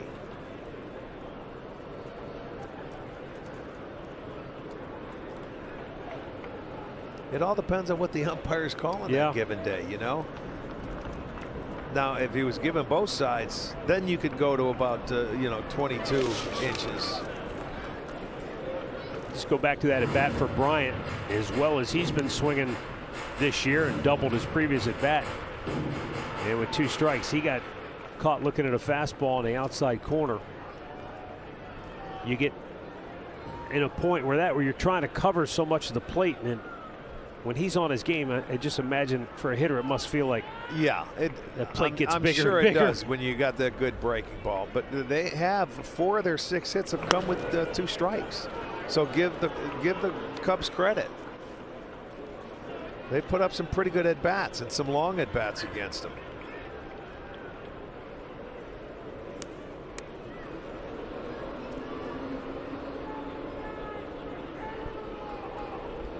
Here's a guy that's on the dish. You know, look, he chokes up a little bit, much like Ramirez. He's got good plate coverage. You try and throw him away, and that's right into the barrel of his bat. And try to get it by him is no picnic either. And he's got a great eye on the inside part of the plate, because he walked that last time up, and it could have been a strike with the cutter. We've mentioned it before, but there have been times where we have seen Indians pitchers try to get one past him inside, and it might be in off the plate, and he has the unique ability as a left-handed hitter to keep it fair down the right field line. Yes, he did. We saw him hit a home run in Chicago. It had to be a few years back. He did just that. You expected the ball to hook, but no siree, it did not. Look at, he's choking up a good 3 inches.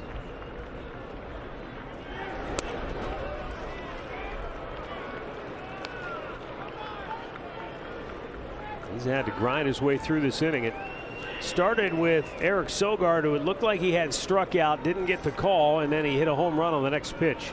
Struck out the next 2 hitters. Duffy did a nice job to poke one into right field to keep the inning alive, and now he's gone full count to Rizzo. So Duffy will take off. And that's ball 4. 3rd walk issued by Bieber. 2nd time Rizzo has drawn a walk.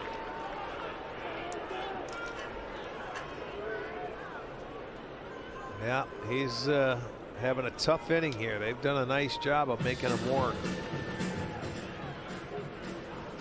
Think about it in this game too. He also had 2 double plays, one in the 2nd, one in the 3rd.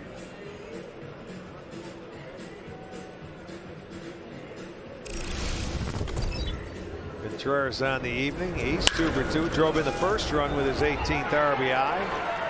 Off a breaking ball and comes back in his next at bat. Got a slider out over the plate. Stayed right to the big part of the ballpark. Got his 2nd base hit. So Carl wants to go out and talk to him now with 1st and 2nd, 2 outs. They have already taken the lead back with the 1st hitter. He needs an out on an early count.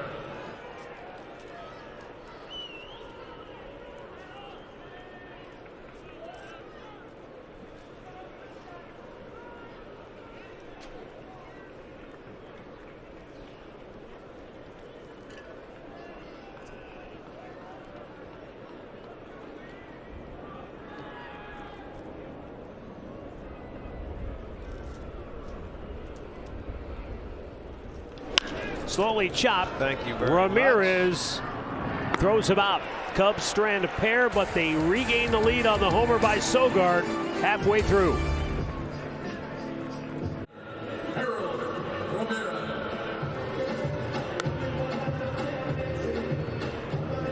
There's a ballpark view of tonight's game from our T-Mobile coverage cam.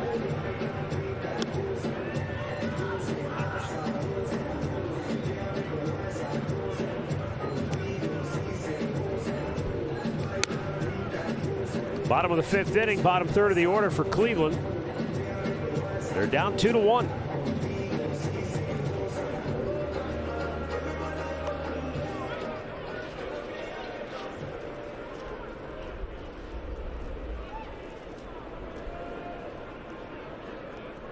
Azalai's in pretty good position here. Just 65 pitches, 45 strikes, and 20 balls. Hasn't walked anybody yet today. That's the difference.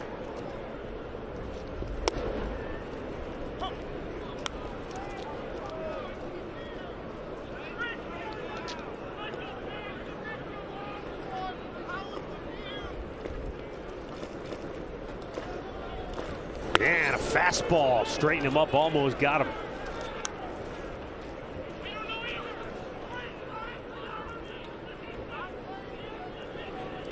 Got some stirring in the Cubs bullpen. Nobody throwing yet, but guys doing various forms of loosening up. Grounder to 3rd, Duffy. 1 down. Mid-game recap brought to you by your local Toyota dealers. Wilson Contreras, a ground ball single up the middle in the second made it 1-0. Jose Ramirez tied it in the 4th with his 10th home run of the year. And Eric Sogard's 1st homer of the year in the 5th puts Chicago back on top.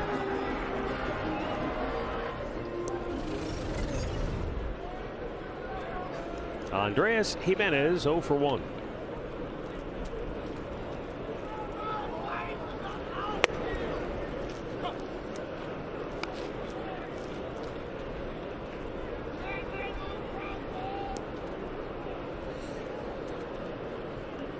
3 on the right side, and you have Duffy, the third baseman, in on the grass. Well, that was down on his back foot. And it's 0-2.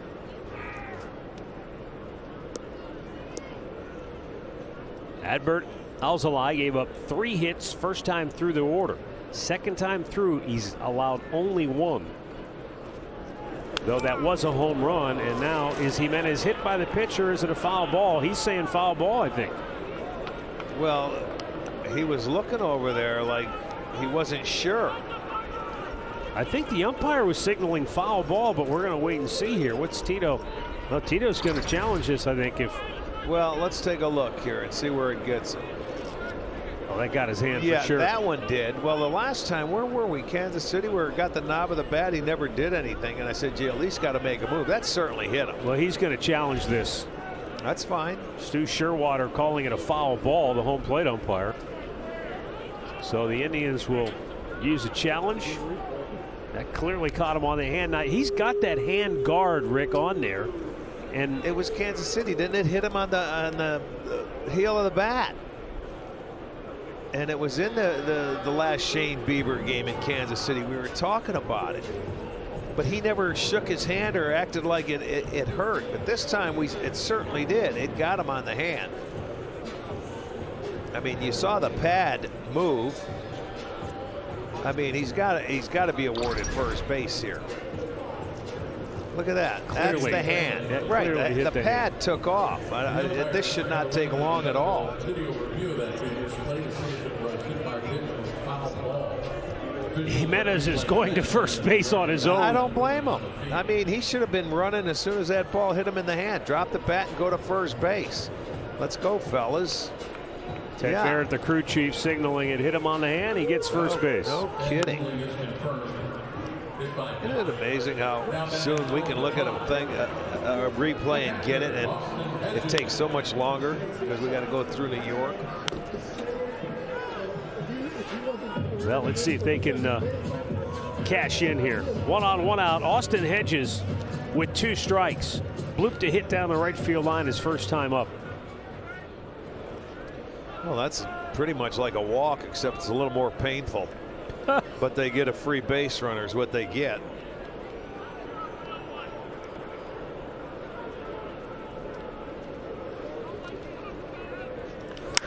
Hedges sends a high fly ball deep left center field. Peterson and Bryant converge, and Bryant, the center fielder, grabs it just shy of the warning track for out number 2.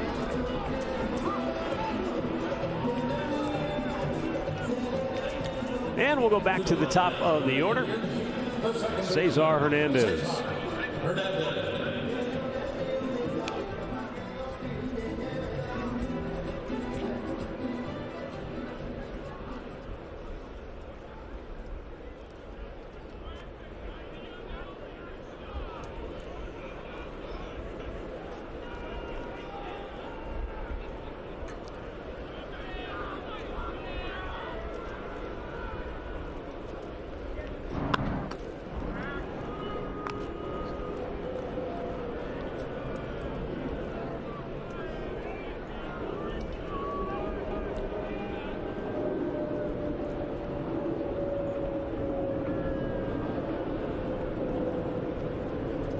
Runner goes, throw down, not in time. Well, that's good, man. You take off early in the count. They had a feeling he may run. That's his 4th stolen base. Hasn't been caught yet, but you know, a little slower to the plate. Contreras with a good arm makes the throw. Watch the jump. Good jump. The throw a little bit high, but he gets in there easily. It's because of the jump. So now you got a runner in scoring position with 2 outs. Indians continue to own the best stolen base percentage in baseball. Inside, almost hit him, and a nice stab by Contreras to keep that one from going to the backstop.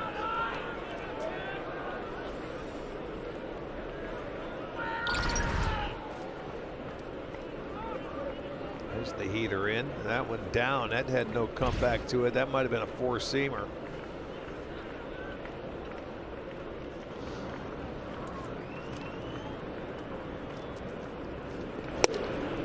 taking a strike. It's 2-1.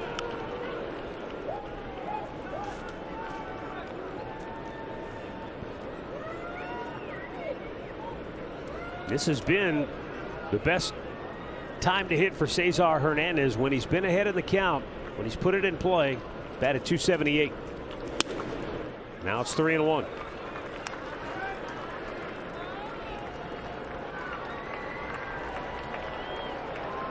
Well, right here, if you're Hernandez, you look for that pitch you're going to try and get, and you would expect it to be the fastball. You've got Bowers on deck, so he's not going to give in here. He could come back with another good slider. We'll see what Contreras wants him to throw. He did come back with it, but sure. Cesar wanted to get after it. And it was a dandy, though. I mean, that was a good slider. That one right there. He had to be looking for it if he's going to swing at that pitch in a 3-1 count, but it looked like he was way out in front. He leads the Indians with 18 walks. We'll see how patient or how aggressive Alzolay is here. Cesar crushes it high and deep to right field. Hayward's out of room. It's out of here. The Indians have the lead.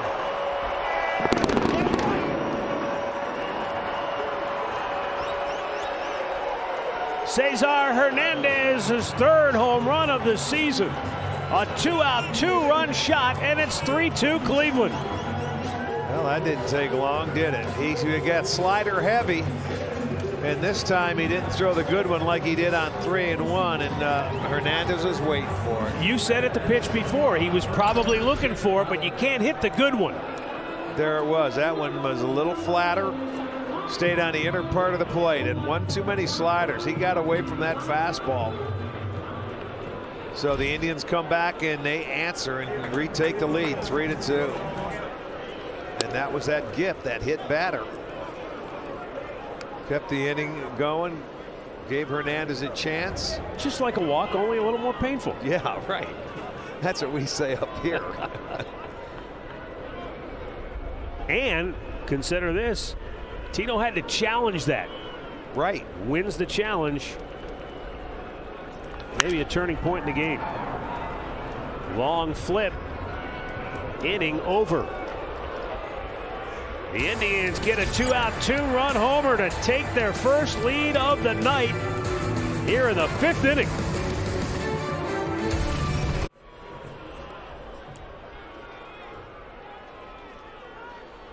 Well, the Indians are on top now 3-2. And I'm curious to see how the rest of this plays out, because this is where the Indians have thrived on the season. I think they're plus 38 officially now from the 6th inning on. They've outscored their opponents, while the Cubs, on the other hand, they're minus 10 from the 6th inning on. So they do a lot of their scoring early, where the Indians offense and their combined with their great bullpen has enabled them to score late. A very similar game to Bieber's last outing. They come back, they tied it up, and he went out and had a 1-2-3 inning. They give him the lead here, and this probably will be his last inning. See if he can do that here. You know, tighten it up and get going. Yeah, I agree with you, Rick. Because of the 2 days off, it gives Terry Francona the full use of his bullpen tonight. Everybody is fresh and ready to go. There's already pacing down in that bullpen. Well, this looks like it would be Bieber's last inning. 0-2 pitch. And Bodie able to lay off. He walked his first time up.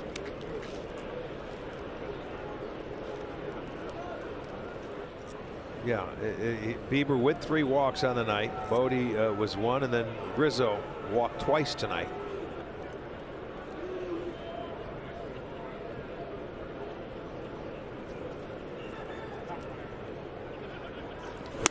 Blew it by him. Strikeout number 6 for Shane Bieber. 1 down here in the 6th. There's number 1. He went with the fastball.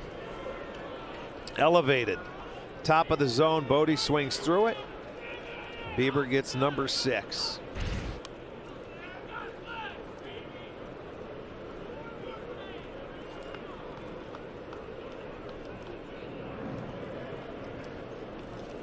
Now Jason Hayward 0 for 1, hit by a pitch back in the second inning on a ball that just barely grazed his left knee. And how about that 0-2? He's going now more to that knuckle curve, Matt, because he really hasn't had a feel for that slider like he normally does. It's probably the first game this year we've seen that happen. But he's got more than a couple of weapons, folks. Oh man, on an 0-2 pitch, he smashes one up the alley, and Ramirez can't cut it off. It's okay though. Hayward pulls into second base with a double. Well, he tried to sneak a fastball by him, and he left it away, and he loves the ball away. You got to try and stay in on him, but he can get extension. You don't think he can reach the outside part of the plate, but he certainly can. He's a big man, and he drilled it to left center field. So another double, third double allowed by Bieber tonight.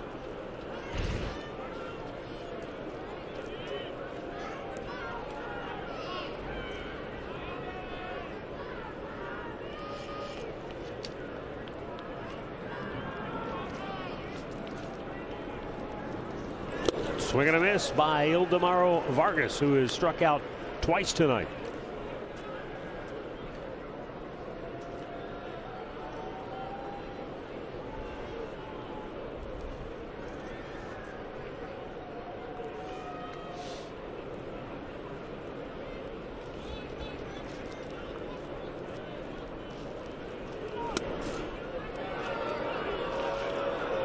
Yeah, look at Bieber he wants to know where that pitch is. He says it's down.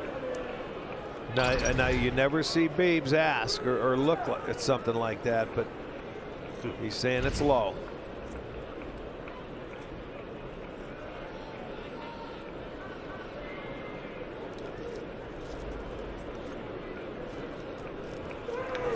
Oh, right back to him. He knocks it down. He'll get the out at first.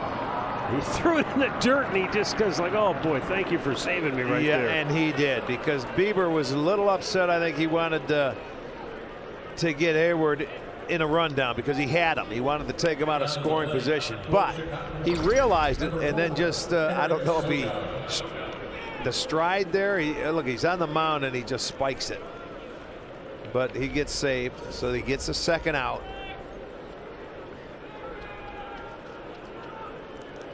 Is that a challenge to take this play?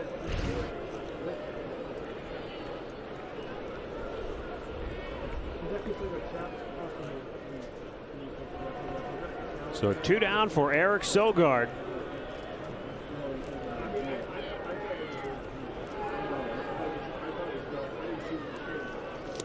Sogard has been at both ends of the spectrum in this game tonight. He batted with the bases loaded and 1 out in the second inning and hit into an inning-ending double play, but then led off the fifth and gave Chicago, at the time, a 2-1 lead with a home run.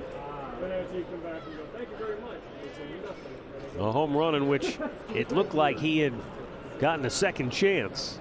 Yeah, with the pitch before that, the 2-2 pitch. 1-1 to count.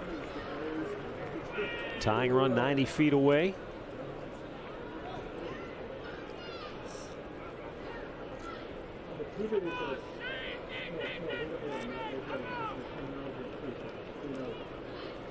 Let's go with review then. Review? That means you want me to ask you that. Well, if you can do that, then just so that I feel like you can check the. Well, you look at the last at-bat, what we were talking about. Here's that pitch coming inside on the 2-2. Went to a 3-2. Went to throw that fastball the next pitch, and he hit it out of the ballpark to give the Cubs a 2-1 lead. That was his first homer on the year, and now he has a chance to tie the ball game up with a base hit.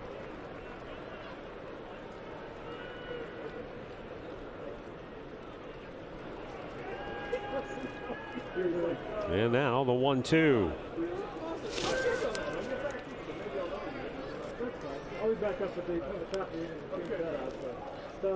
Austin Hedges calling for the knuckle curve. At times the slider has been evasive for Bieber. It's been a good pitch at times, but at times he just hasn't had the good command of it. Well, you can't expect to have it every single time out, and he hasn't had it tonight, what he's normally used to.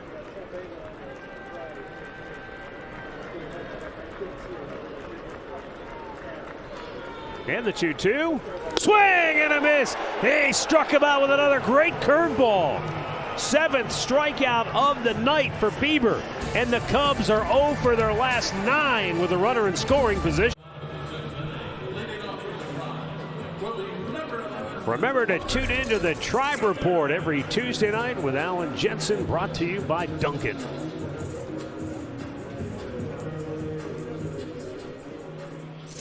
Bottom of the 6th inning. Jose Ramirez will lead off. He led off the 4th with his 10th home run of the year. They tried to throw a fastball by him up and away, and he crushed it.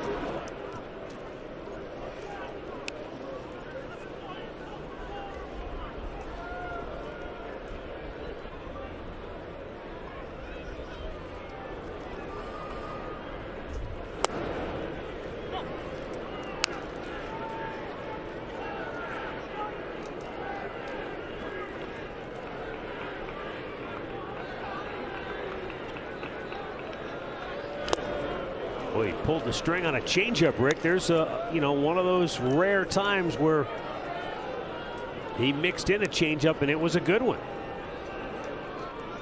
Well, yeah, he had it. They threw him back to back in his last at bat, and Jose ended up hitting that slider out of the ballpark. Or excuse me, he got the fastball. Yeah, he got the fastball. Jock Peterson went from left field over to center. Nick Martini goes into the game in left. Chris Bryant is out of the game. We assume something must have happened to him, right?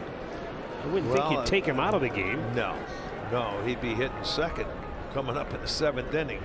And he was 1 for 3 with a double. Called out on strikes his last time up. Don't know if anything happened physically or what the deal is. 1 away. We'll see if we hear anything, but Eddie Rosario 0 for 2 will bat.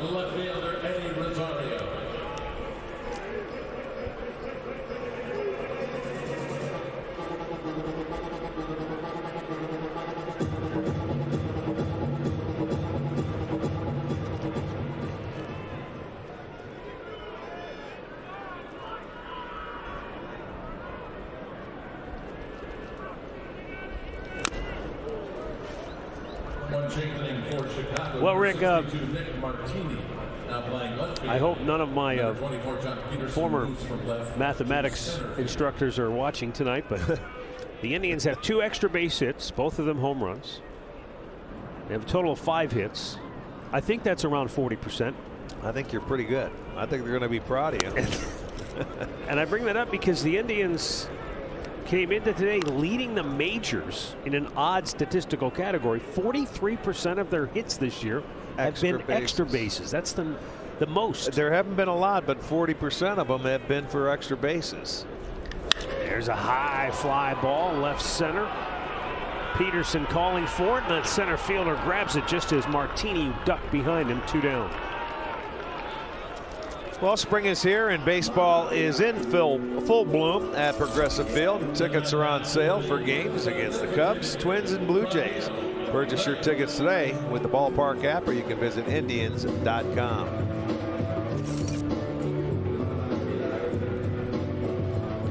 Now Franmil Reyes 0 for 2 has struck out twice.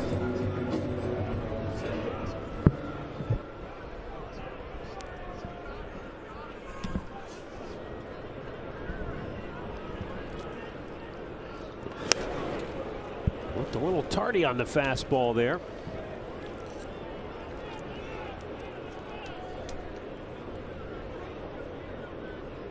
Big guy came in today 8th in the league in extra base hits and in slugging percentage.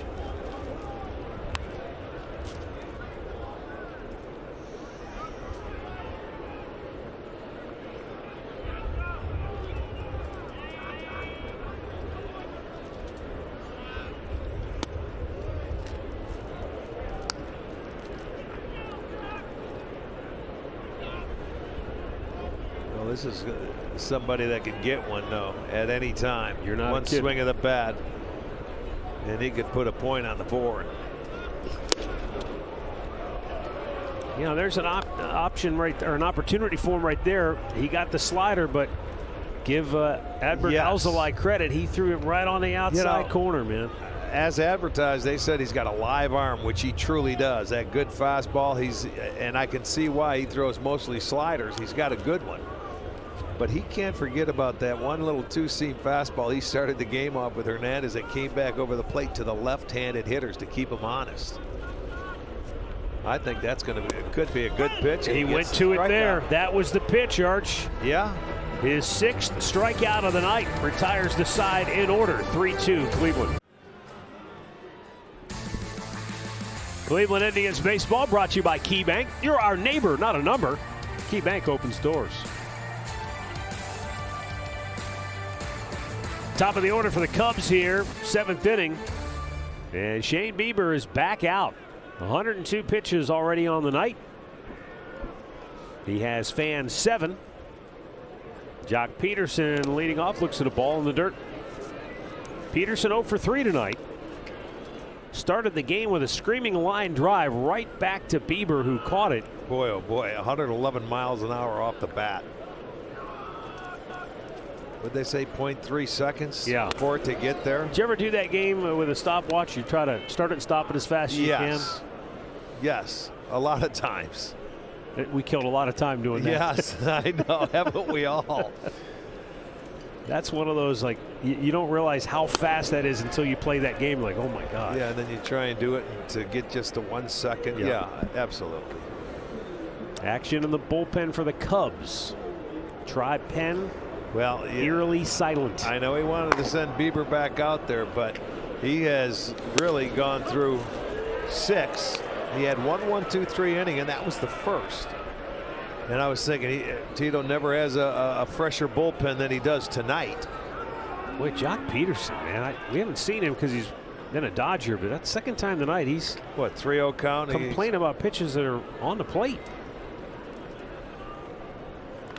There's a line drive and a base hit into right field. So the Cubs have their leadoff man aboard. That's the tying run. And what would have been Chris Bryant coming up to the plate is now Nick Martini. Well, it's a breaking ball. It's going to be that knuckle curve ball, and he left it middle of the plate. Peterson took advantage of it. Got a base hit. They had the heavy shift on him, and it's over the head of Hernandez. So the Cubs now get their 8th hit. That's got to get the Indians bullpen going, I would think. Martini spent, I mean, he was just called up by the Cubs.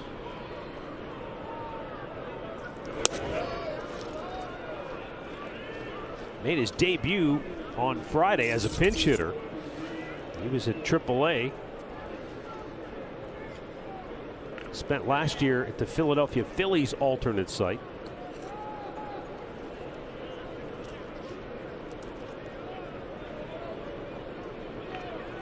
He bunts foul. 2 years ago, he played in 32 games with the Padres and A's combined. It's not a bad idea right there.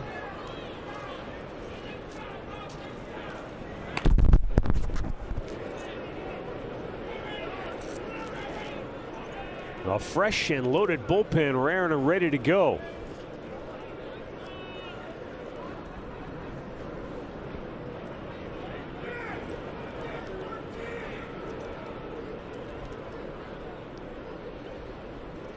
And he missed badly there. 2-1.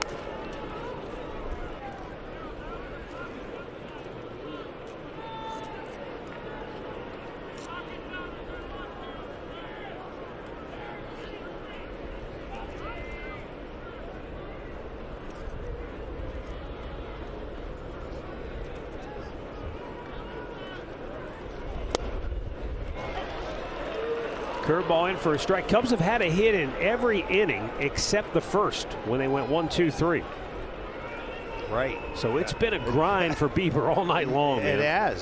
That's 2 straight starts where he's had to grind it out. 2 starts, well over 100 pitches. I really thought he was going to be done after 6, but he sent him back out there. So now he's got to try and get another ground ball, get another double play. Just did get a piece of it.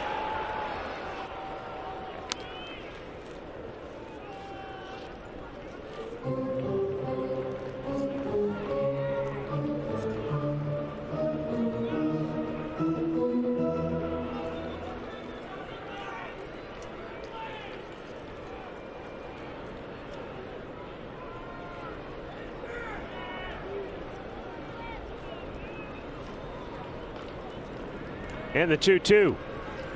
Missed up and away, full count. 70 out of his 113 pitches have been strikes tonight for Shane. He had 2 strikeouts after 2 innings. Didn't get his 3rd strikeout to the last out of the 4th. But 2 in each of the last 2 innings. Runner goes. And a foul ball. Yeah, that's pretty smart. You're going to start your runner here hoping that Martini can put the ball in play. Stay out of the double play. Not that you're trying to steal a base. You're trusting the hitter to put it in play. So you can get a strike him out, throw him out here, because Peterson, a guy, doesn't have a stolen base. He doesn't run that well. This is an opportunity. If Bieber can make a quality pitch and get a strikeout, and if they send him again, you can get a strike him out, throw him out. Runner goes, 3-2. And a foul ball again. That's barely got a piece. He's banking that he's going to be throwing a breaking ball, and he's pretty correct because he's a catcher. He knows what's happening. They're second in the league with 26 stolen bases are the Cubs. That pitch was down. He just got a piece to stay alive. This will be the 9th pitch of the at bat, and you have to give Nick Martini a ton of credit. I mean, he just got called up. Well, he's done a nice job to stay alive. With only 2 at bats under his belt this year, he steps in here first at bat of the night against Bieber.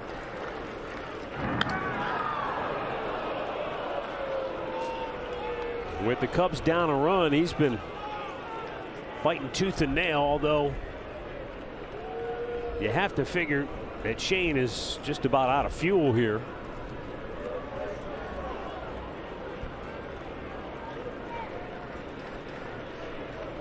No quitting this right-hander, though. Peterson draws a throw, and it's close, and he just did get back. And he puts his head down as if to say, oh, thank heavens. Yeah. You know, he was going, look at it. You're right.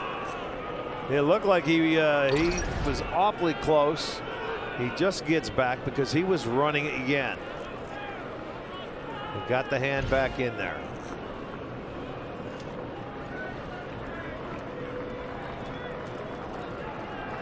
Runner goes.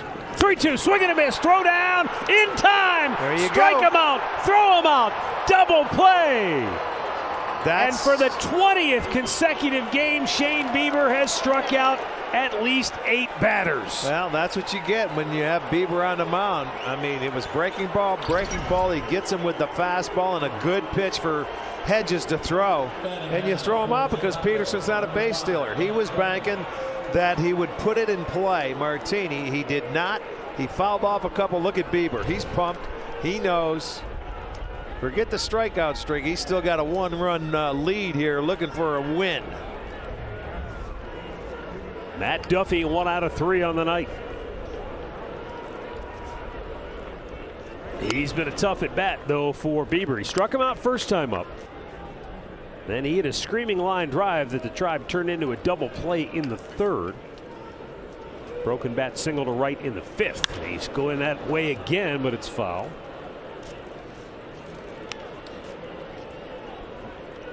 Yeah, this guy's like Madrigal and you know, Lopez. Those guys that they find a way to put the ball in play a high percentage of the time.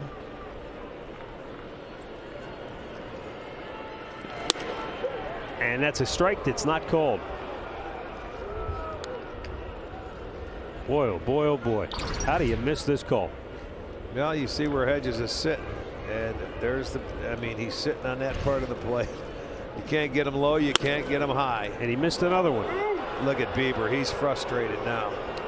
He is absolutely frustrated. And Tito's looking on. I mean,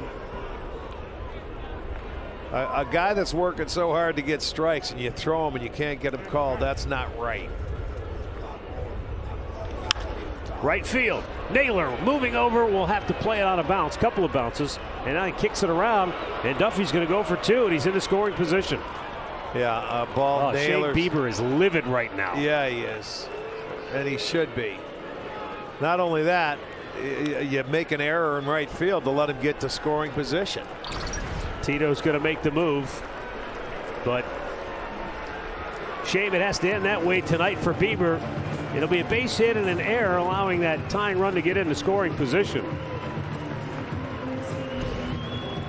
So Cleveland Clinic call to the bullpen has been made. James Karinchak coming on when we come back.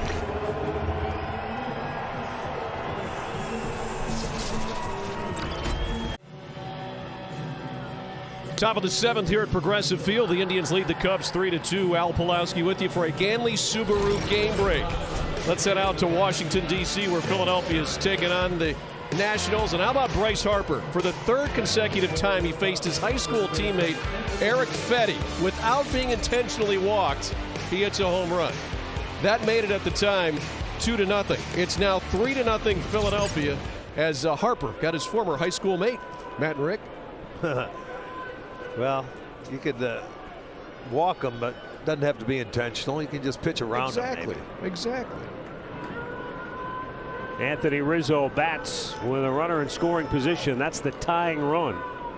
James Karinchak into the ball game, out of the pen. Rizzo first ball swinging, high fly ball center field. Harold's under it. He's got it. Inning over. Stretch time in Cleveland. 3-2 Tribe. Well, the third 50-50 raffle of the season has started and will run through May 18th. All proceeds benefit Cleveland Indians charities and our mission to prepare youth for success. Get your tickets now at tribe5050.com. Total right now, $14,354, so it's moving up, and we have till May 18th, as I said. Left-hander Brad Wick coming on out of the bullpen for the Chicago Cubs.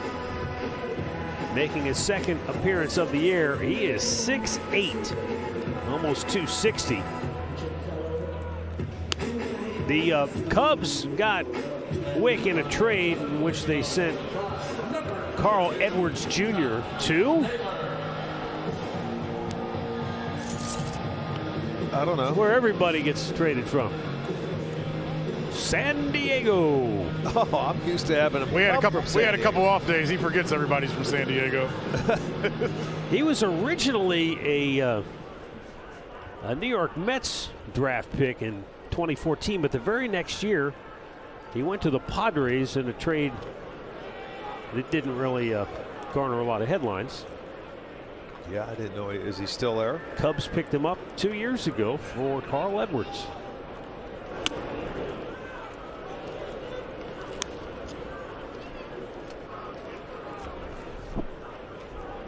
They threw in a little international bonus pool money, too. That sounds like some shady dealing, isn't it? And we'll throw in a little international bonus pool money. Right. Sweeten the pot. Lefty-lefty matchup as Josh Naylor looks at a pitch down and away.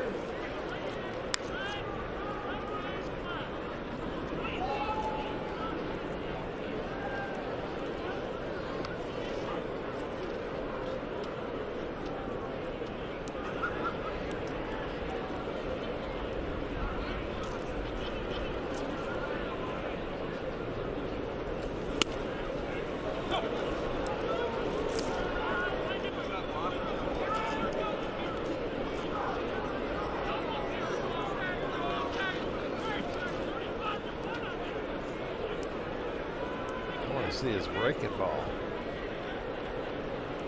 It's been about 92 on his fastball, 92 for a big guy. Doesn't throw all that hard. And behind in the count, 3-1 just with the fastballs.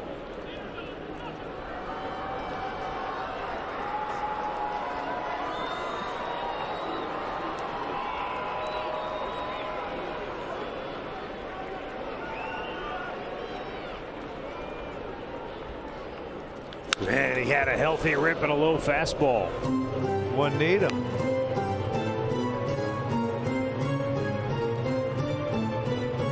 You watch, he got after this 3-1 pitch and went down to the back knee. Oh, the front foot slid a little bit.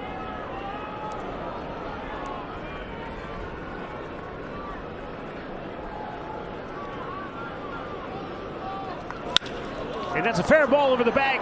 And a nice play by Rizzo. He stumbled, and a close play at first. They call him out. Wick had to really hustle over there. Yeah, the big man got over there quicker and better than I thought.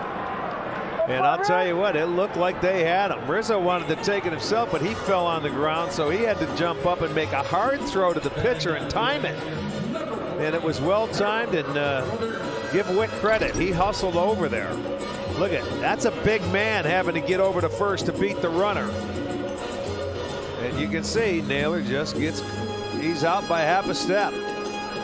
Oh, did he touch the base? Well, yeah, size 18 shoes, man. He could have he was halfway there and it got to first. Tell you what, that was close. Look at those boats he's wearing. No kidding. It's like he's wearing clown shoes. Boy, the toe just gets there.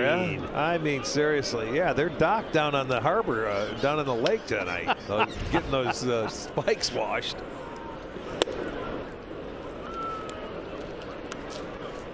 It's a good times, too, right there.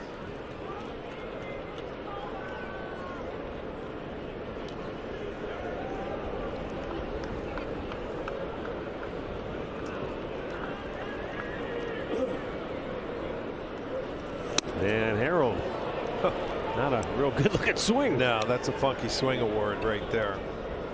Looked like he was trying to stop halfway through. Well, it's a 2-0 swing, so really that's what you want to do is eliminate doubt. But that was not eliminating doubt. Swung hard there, fouled it off. 2-2. Still, it's been all fastballs.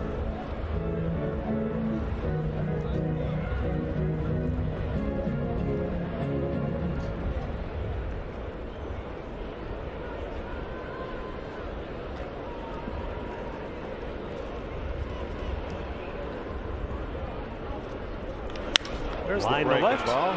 Martini, 2 down. And we'll get a word from Spectrum Mobile. Spectrum Mobile delivers the fastest overall speeds with the most reliable mobile service, coast to coast. Visit SpectrumMobile.com today.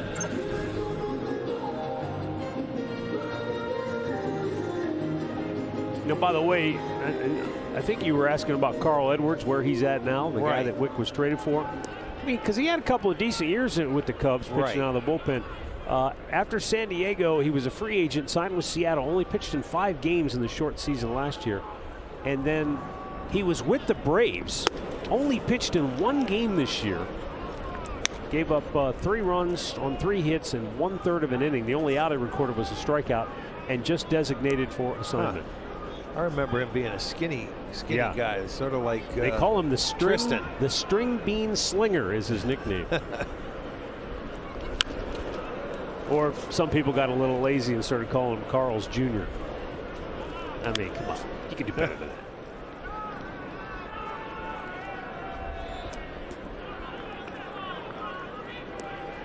But Brad Wick trying to have an impact on the Cubs bullpen this year. Getting his first opportunity in the 0-2 to Jimenez. Down on the dirt.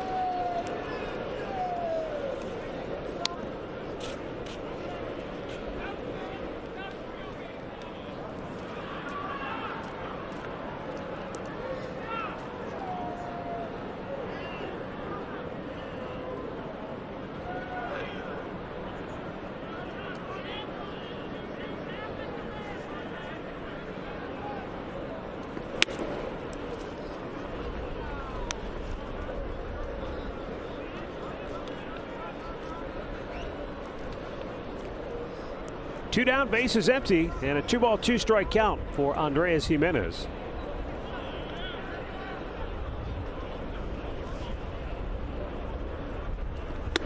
Struck him out. Indians go in order. We go to the 8th, 3-2 Cleveland. 3-2 Cleveland on top. 8th inning, James Karinchak only needed 1 pitch to get the final out of the 7th. He'll stay on to start the 8th. Wilson Contreras, David Bodie, 2 right-handed hitters, then Jason Hayward, the left-handed bat, due up. Cleveland bullpen is quiet. Karinchak lets it fly. First pitch curveball misses low.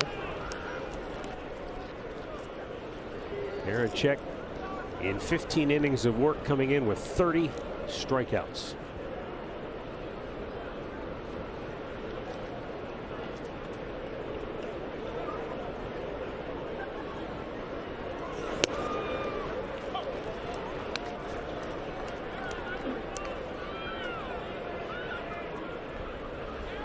He had a good night off Bieber tonight. A couple of sliders he hit up the middle, drove in the Cubs' first run.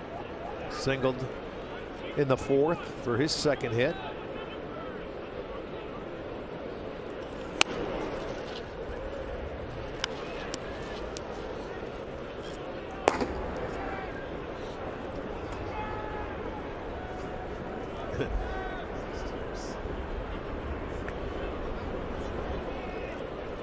Karinchak takes aim with a 2-1 count. Wilson Contreras 2 out of 3 on the night with a run driven in. Has good power. He's knocked 7 home runs out of the park this year, 18 driven home. Came in a slump, though. He was 1 for his last 17 with 9 strikeouts.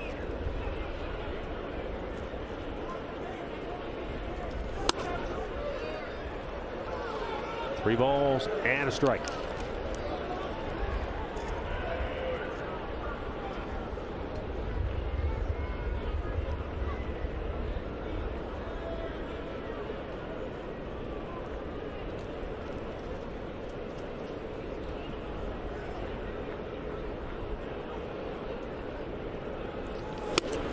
Blew that by him at 95. Full count.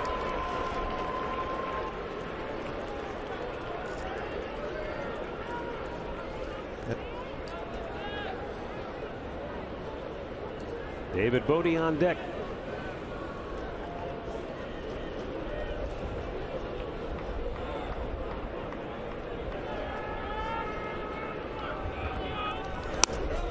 And not a good start. He walks the leadoff man. And we'll get a word from Spectrum Mobile. Spectrum Mobile delivers the fastest overall speeds with the most reliable mobile service, coast to coast. Visit SpectrumMobile.com today.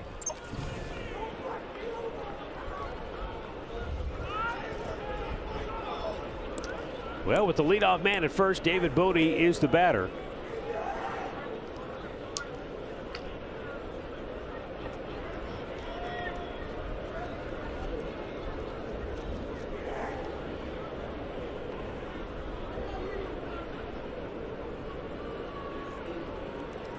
Bodie, a guy that struck out on the high fastball from Bieber, so they see if they attack him up in the zone. Mentioned earlier, Cubs having success with some small ball here in the season thus far, but there's an old theory in baseball: when you're on the road late, you don't play for the tie. No. Well, when you say small ball, I'm going to see how many sacrifices they have. If you're talking bunting. Yeah. No, this guy, they're not going to bunt. They're not going to give up an out. I agree with that, but Matt, I'd also say with the way they're swinging the bat, do they have that choice? You know what I mean? It's not like they're hitting the ball out of the ballpark. They're hitting it hard for the most part over the last few weeks.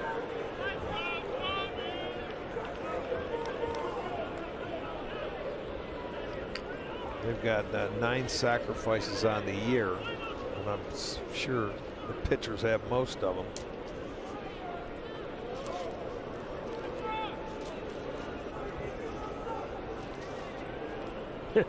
Their opponents have 4.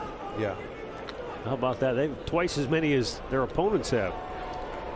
Well, you figured National League's going to have more than the American League because we use the designated hitter and they have the pitcher.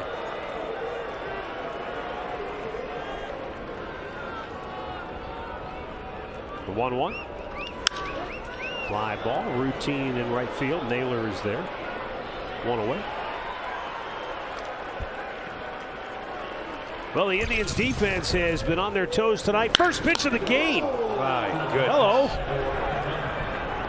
Double play with the bases loaded. End of the second. There was a nice double play there. Heads up play by Hedges. Yeah. Gets the lead runner back in the fourth. That was a big one. To strike him out, throw him out. So 3 double plays for the Indians tonight, and that's why it's a 3-2 game. Indians all their runs scoring on the home run ball. The Cubs have left 8 on base. The Indians just 2. They have out hit the Indians 9-5.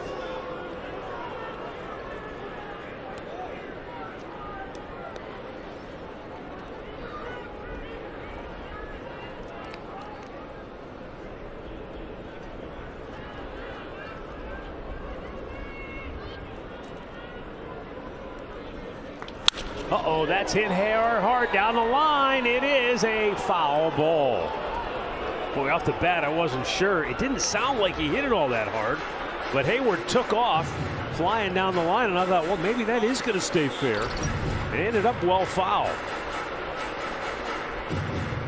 Maybe he wasn't sure because of the way it came off the bat. Well, usually guys know right away, don't they? What, when the bat's gone? No, yeah. when it's foul or fair. You know? know? Yeah, he had to know that. But he was 3/4 of the way down the line, so maybe just was not going to take any chances. I think he had to go get a new bat. That's why he went down there. My bats are at the end of the dugout, so I might as well run down there anyway. I'm going to go get it. I want to get the one that I want. This guy likes the ball away. He's off the plate. He's a tall, got long arms, and he drilled that double on a high fastball from Bieber. You can go in on him. Broke like his that. bat. Foul ball, and he shattered it, so he needs another one. He didn't want to get the good one over there, so now he's got to go get another one. How about that? This will be the third bat. Third bat of the at-bat. Of the at-bat. That's what I'm talking about. Stay inside.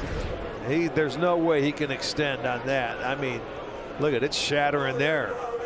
Looked like it was cracked before he brought it up. And boy, that would have been a sweet double play, but it was just foul. Good call by the umpire. It was just a hair into foul territory because he would have already been out there, and then a throw down for the touch. I think he's saying, whose bat can I borrow?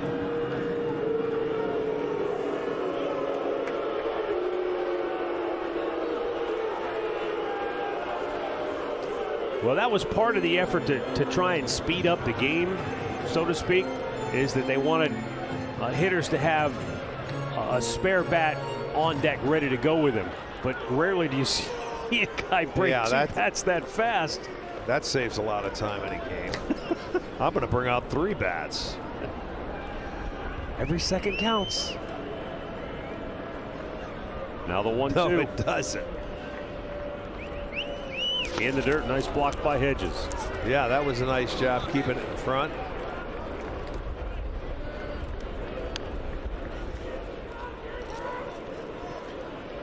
You know, watch the curveball. He's going to just keep a chest on it and really have it angled where it stays on the ground and rolled right out in front where he can see it. Doesn't always happen that way.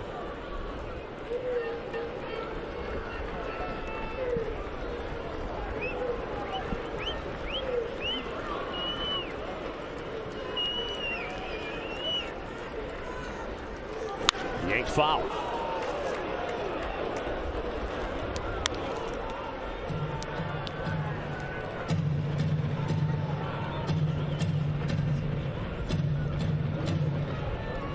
Willie Harris going through the motions with Wilson Contreras at first base. Contreras, for a catcher, He runs well.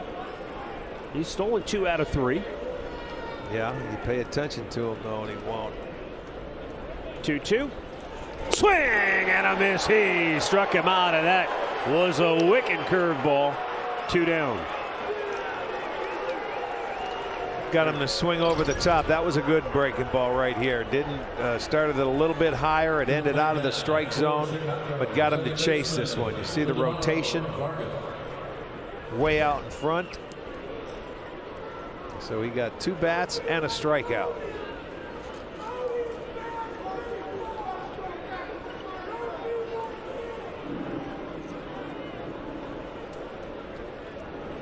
Ildemaro Vargas has struck out twice and a comebacker to the mound.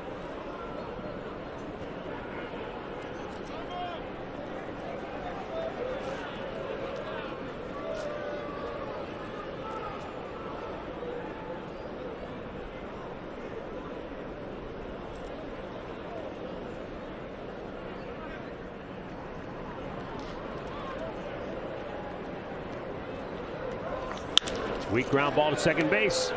Cesar throws him out. And we go to the bottom of the 8th with the Indians still holding a 1-run lead.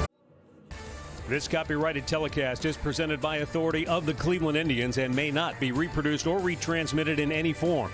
And the accounts and descriptions of this game may not be disseminated without the express written consent of the Cleveland Indians.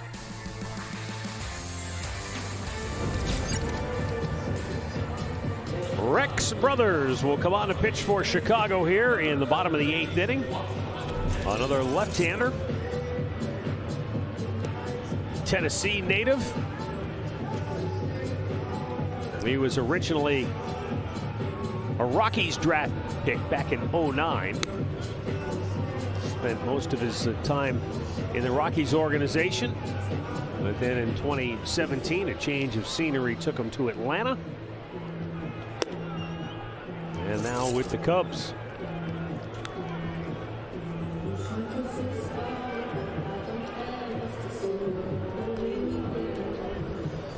They're telling us now that Kris Bryant left the ball game, which was back in the, what was it, the bottom of the 6th? It was the bottom of the 6th inning. He left the ball game just not feeling well.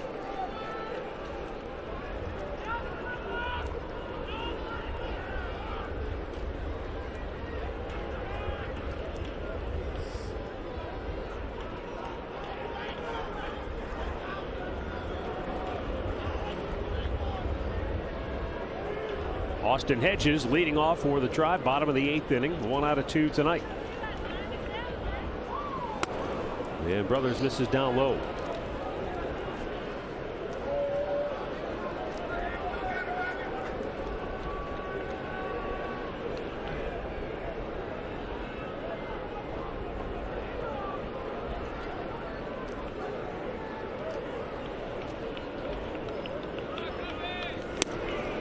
Missed outside.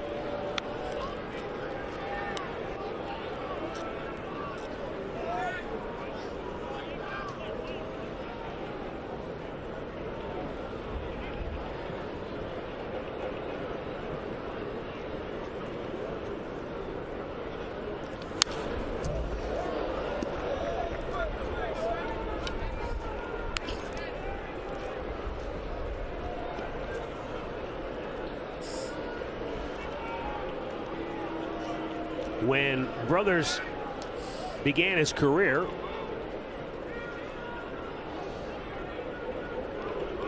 with the Rockies, he made his major league debut in 2011.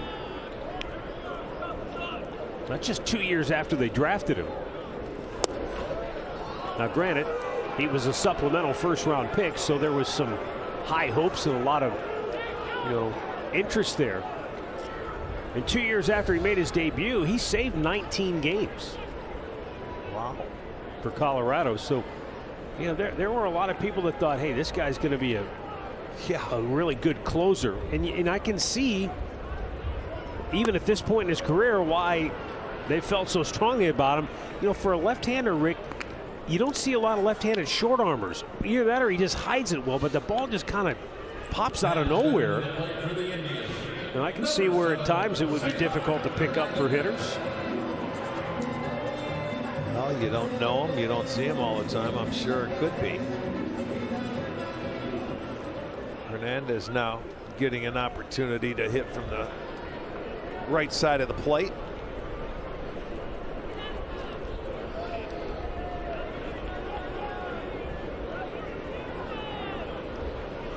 Cesar Hernandez, biggest swing of the night, came back in the 5th inning with 2 outs with a man on base. Facing the starter, Adbert Alzolay. He hit Jimenez on an 0-2 pitch in the hand, and they had to, you know. They had to appeal it, or I should say challenge it. Right. And video replay overturned the umpire's call, awarding Jimenez first base, and replay clearly showed it hit him on the hand. And then Cesar Hernandez delivering with a 2-out, 2-run home run to put the Indians on top. Yeah, had the 3-1 count.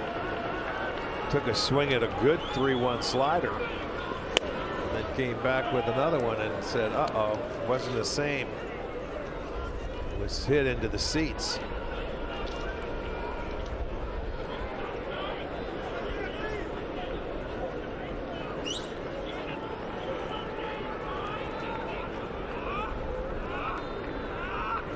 And a foul back. This was it in the 5th inning. There it is. 3-1, nasty slider. Down and in. Watch this one. Not quite as sharp, a little flatter. Stayed up a little bit. And that's the difference in the ball game. The swing on that slider right there. Came back with it. He stayed slider heavy in that at-bat. Hernandez made him pay. And how the pendulum can swing from one pitch to the next in this game. Yes, indeed. 2-2. Right side out of play.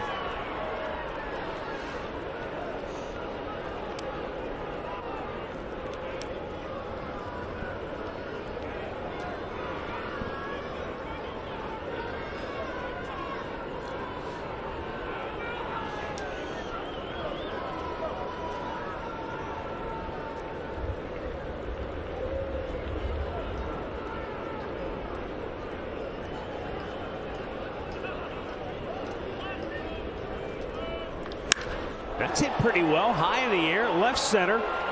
Peterson back, and that ball died shy of the warning track, 2 away. Man, he was on his horse initially. Yeah, it's a little cool out there tonight, and it's not carrying. Are you saying the marine layer knocked that one down? Yeah, it's like we're on the West Coast. We're getting ready to go out there, but they're getting used to it. It's cooled down a little bit since that sun gone down.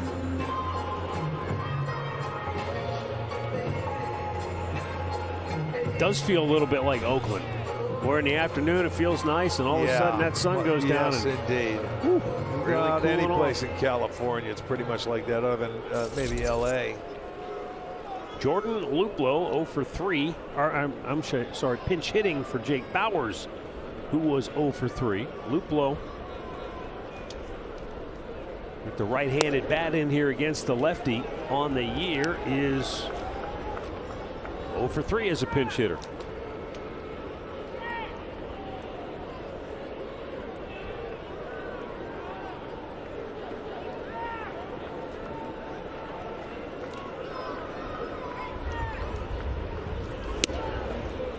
Must be losing my mind. I thought he had a pinch hit home run earlier this year.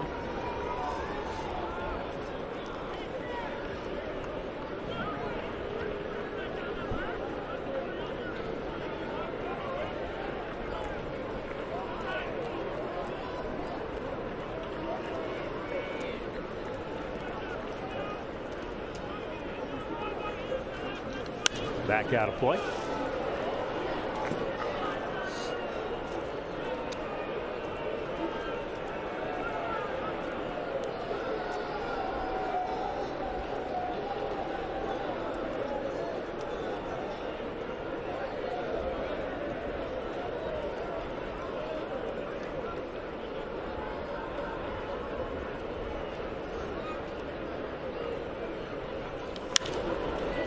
Pop up, foul near the dugout, and just out of play. Wow.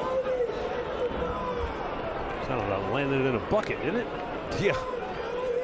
With the microphone in there.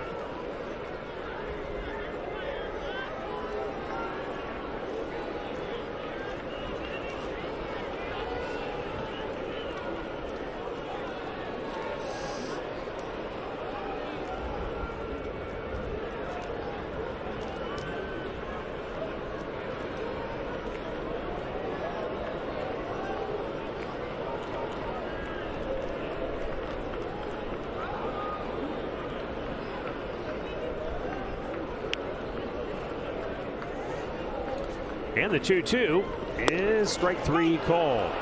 The Indians go in order. We go to the 9th. Emmanuel Clase will try to close it.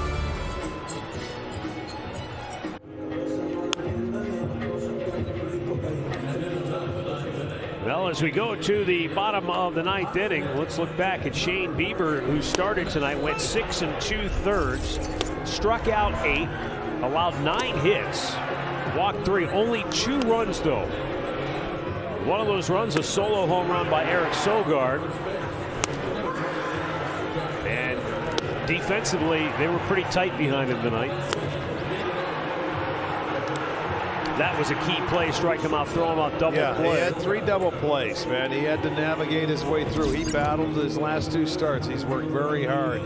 Kept him in the game. He has a chance to win. He had a career high 121 pitches tonight. Emmanuel Clase trying to bounce back after a nightmare his last outing. Came against Cincinnati. Gave up 3 runs in a ball game that was a scoreless duel, and it was just one of those deals where he contributed to his own demise with a bad play defensively. Outside of that, though, he has been dynamite. Eric Sogard looks at a fastball outside. There is Josh Naylor at first base. Jordan Luplow into the game is in right.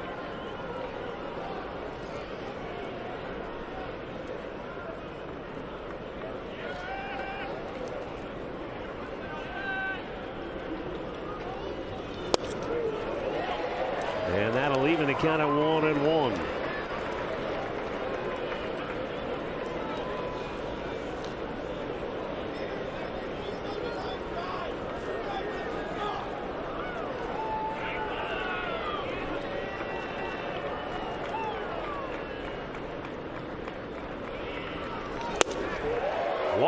That was right down and in, but he couldn't get to it. Good luck.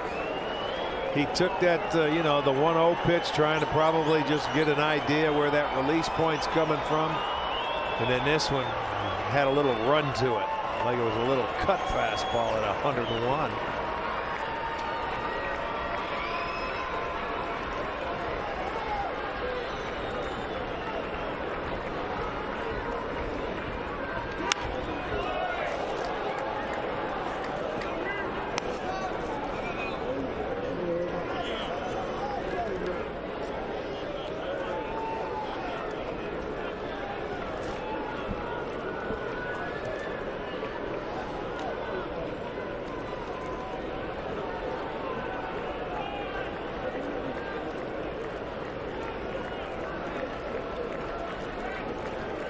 Clase trying to put him away with a 1-2 pitch. And he did. Struck him out with some high cheddar. 1 down.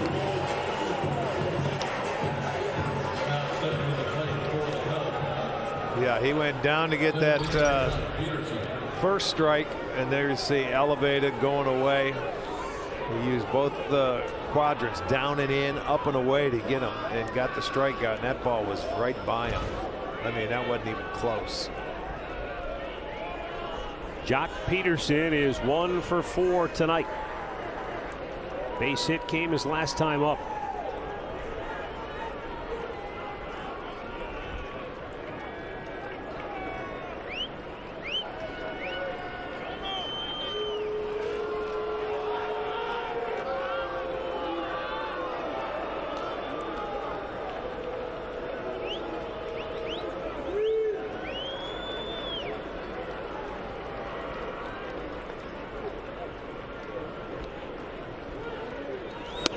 Down in with a fastball. I mean, that's the thing. His fastball has such nasty movement at times.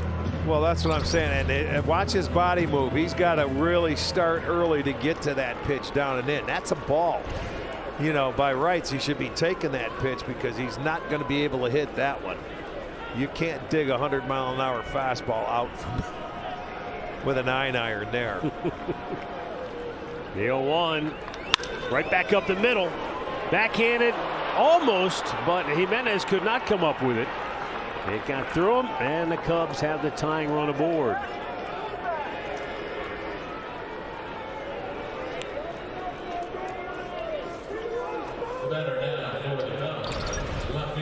Now, Peterson's seeing the ball well. In 2 of his last 3 games coming into tonight, he had 3 hits in that series against the Pirates. He has 2 hits now tonight, and by rights, could have very easily had a 3rd hit to start the game. Yeah, that's absolutely right. There's no doubt about it.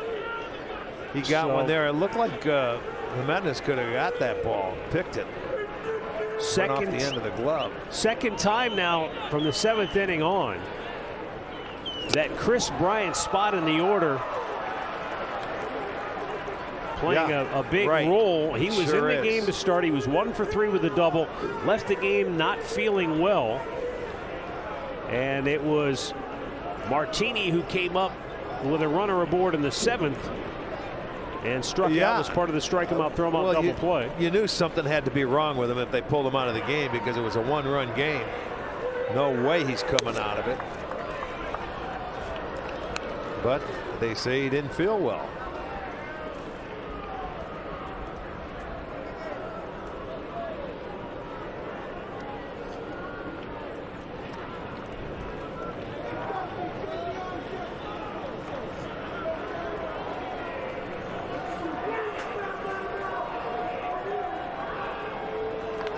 And a ground ball single into right field. And now the Cubs have 2 on with only 1 out.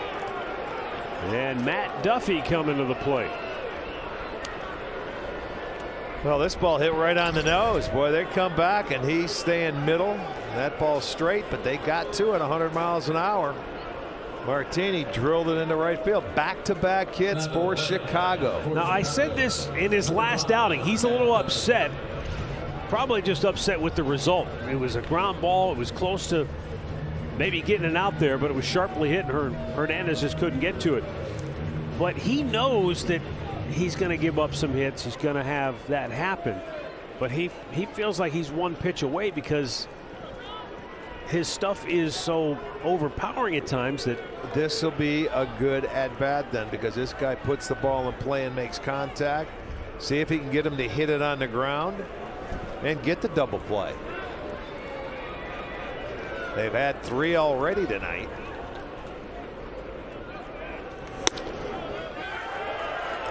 He hasn't been calling the pitch up there all night either.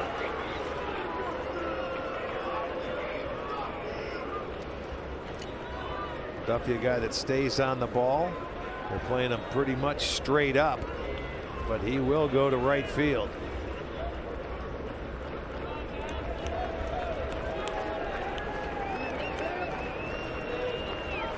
in the dirt. Nice block by Hedges. But this is where the situation went haywire for Clase his last time out. There were 2 men on base. In that instance, there was nobody out.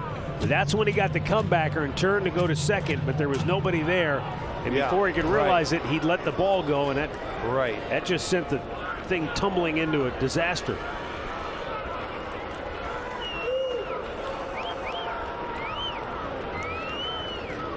The 1-1. Missed in off the plate.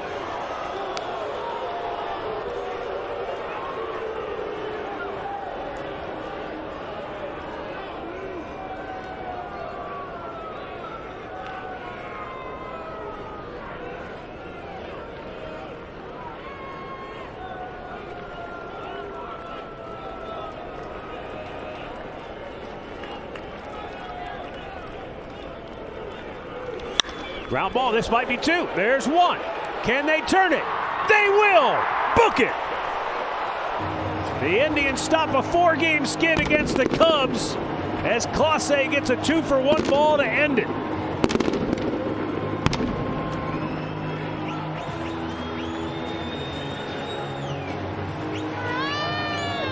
The Indians hold on for a 3-2 victory over Chicago here this evening, as the Tribe has now won 8 out of 11 to push their record to 19-14 on the year. And the Cubs have now dropped back-to-back games. They fall under 500 at 17-18 this season. For the 4th time tonight, the Indians are able to turn 2. There's one, the flip. Jimenez to first base to end it. Clase comes back, made a big pitch, fell behind. He ran that ball in on him, got him to go the other way, but right at one of his fielders and ends up getting a save. Tell you what, they battled today. Defensively, they turned 4 double plays, which certainly helped. And, you know, their scoring came on the home run ball. Shane Bieber gets the win. He's now 4-2 on the year. And Emmanuel Clase has save number 7.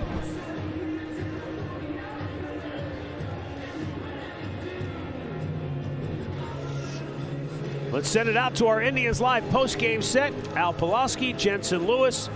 Guys, you know how this always works. It depends on which side of the field you're staring through the prism of perspective, right? If you're Cleveland, you say, man, great job, Clase, great job offense, getting some clutch hits. If you're Chicago, you're saying, we were 0 for our last 11 with runners in scoring position tonight. Yeah, so you tip your caps to the Tribe, but Chicago's beating themselves up right now. Yeah, I mean, that's a great point. The Cubs had a lot of chances tonight, just didn't convert, but the Indians made their pitches when they needed to. It's a good way to look at it. Depends which side you're on, but boy, if I'm the Cubs right now, I'm looking at this going, man, this is a game that they probably should have scored a lot more runs. But again, the Indians bullpen and Shane Bieber, they've made pitches all season. I'll tell you what side I like. Our side. I like it too. It's a win for the Indians. It's a W, yeah. They've won 11 of their last 14. We'll talk about it coming up next. Get these Cubs fans out of here. Yeah, there was a lot of them. They're headed out, though. Get them out of here. With frowns on their faces. Indians fans are smiling. Tribal winner 3-2. Indians Live coming up in just moments right here on Bally Sports.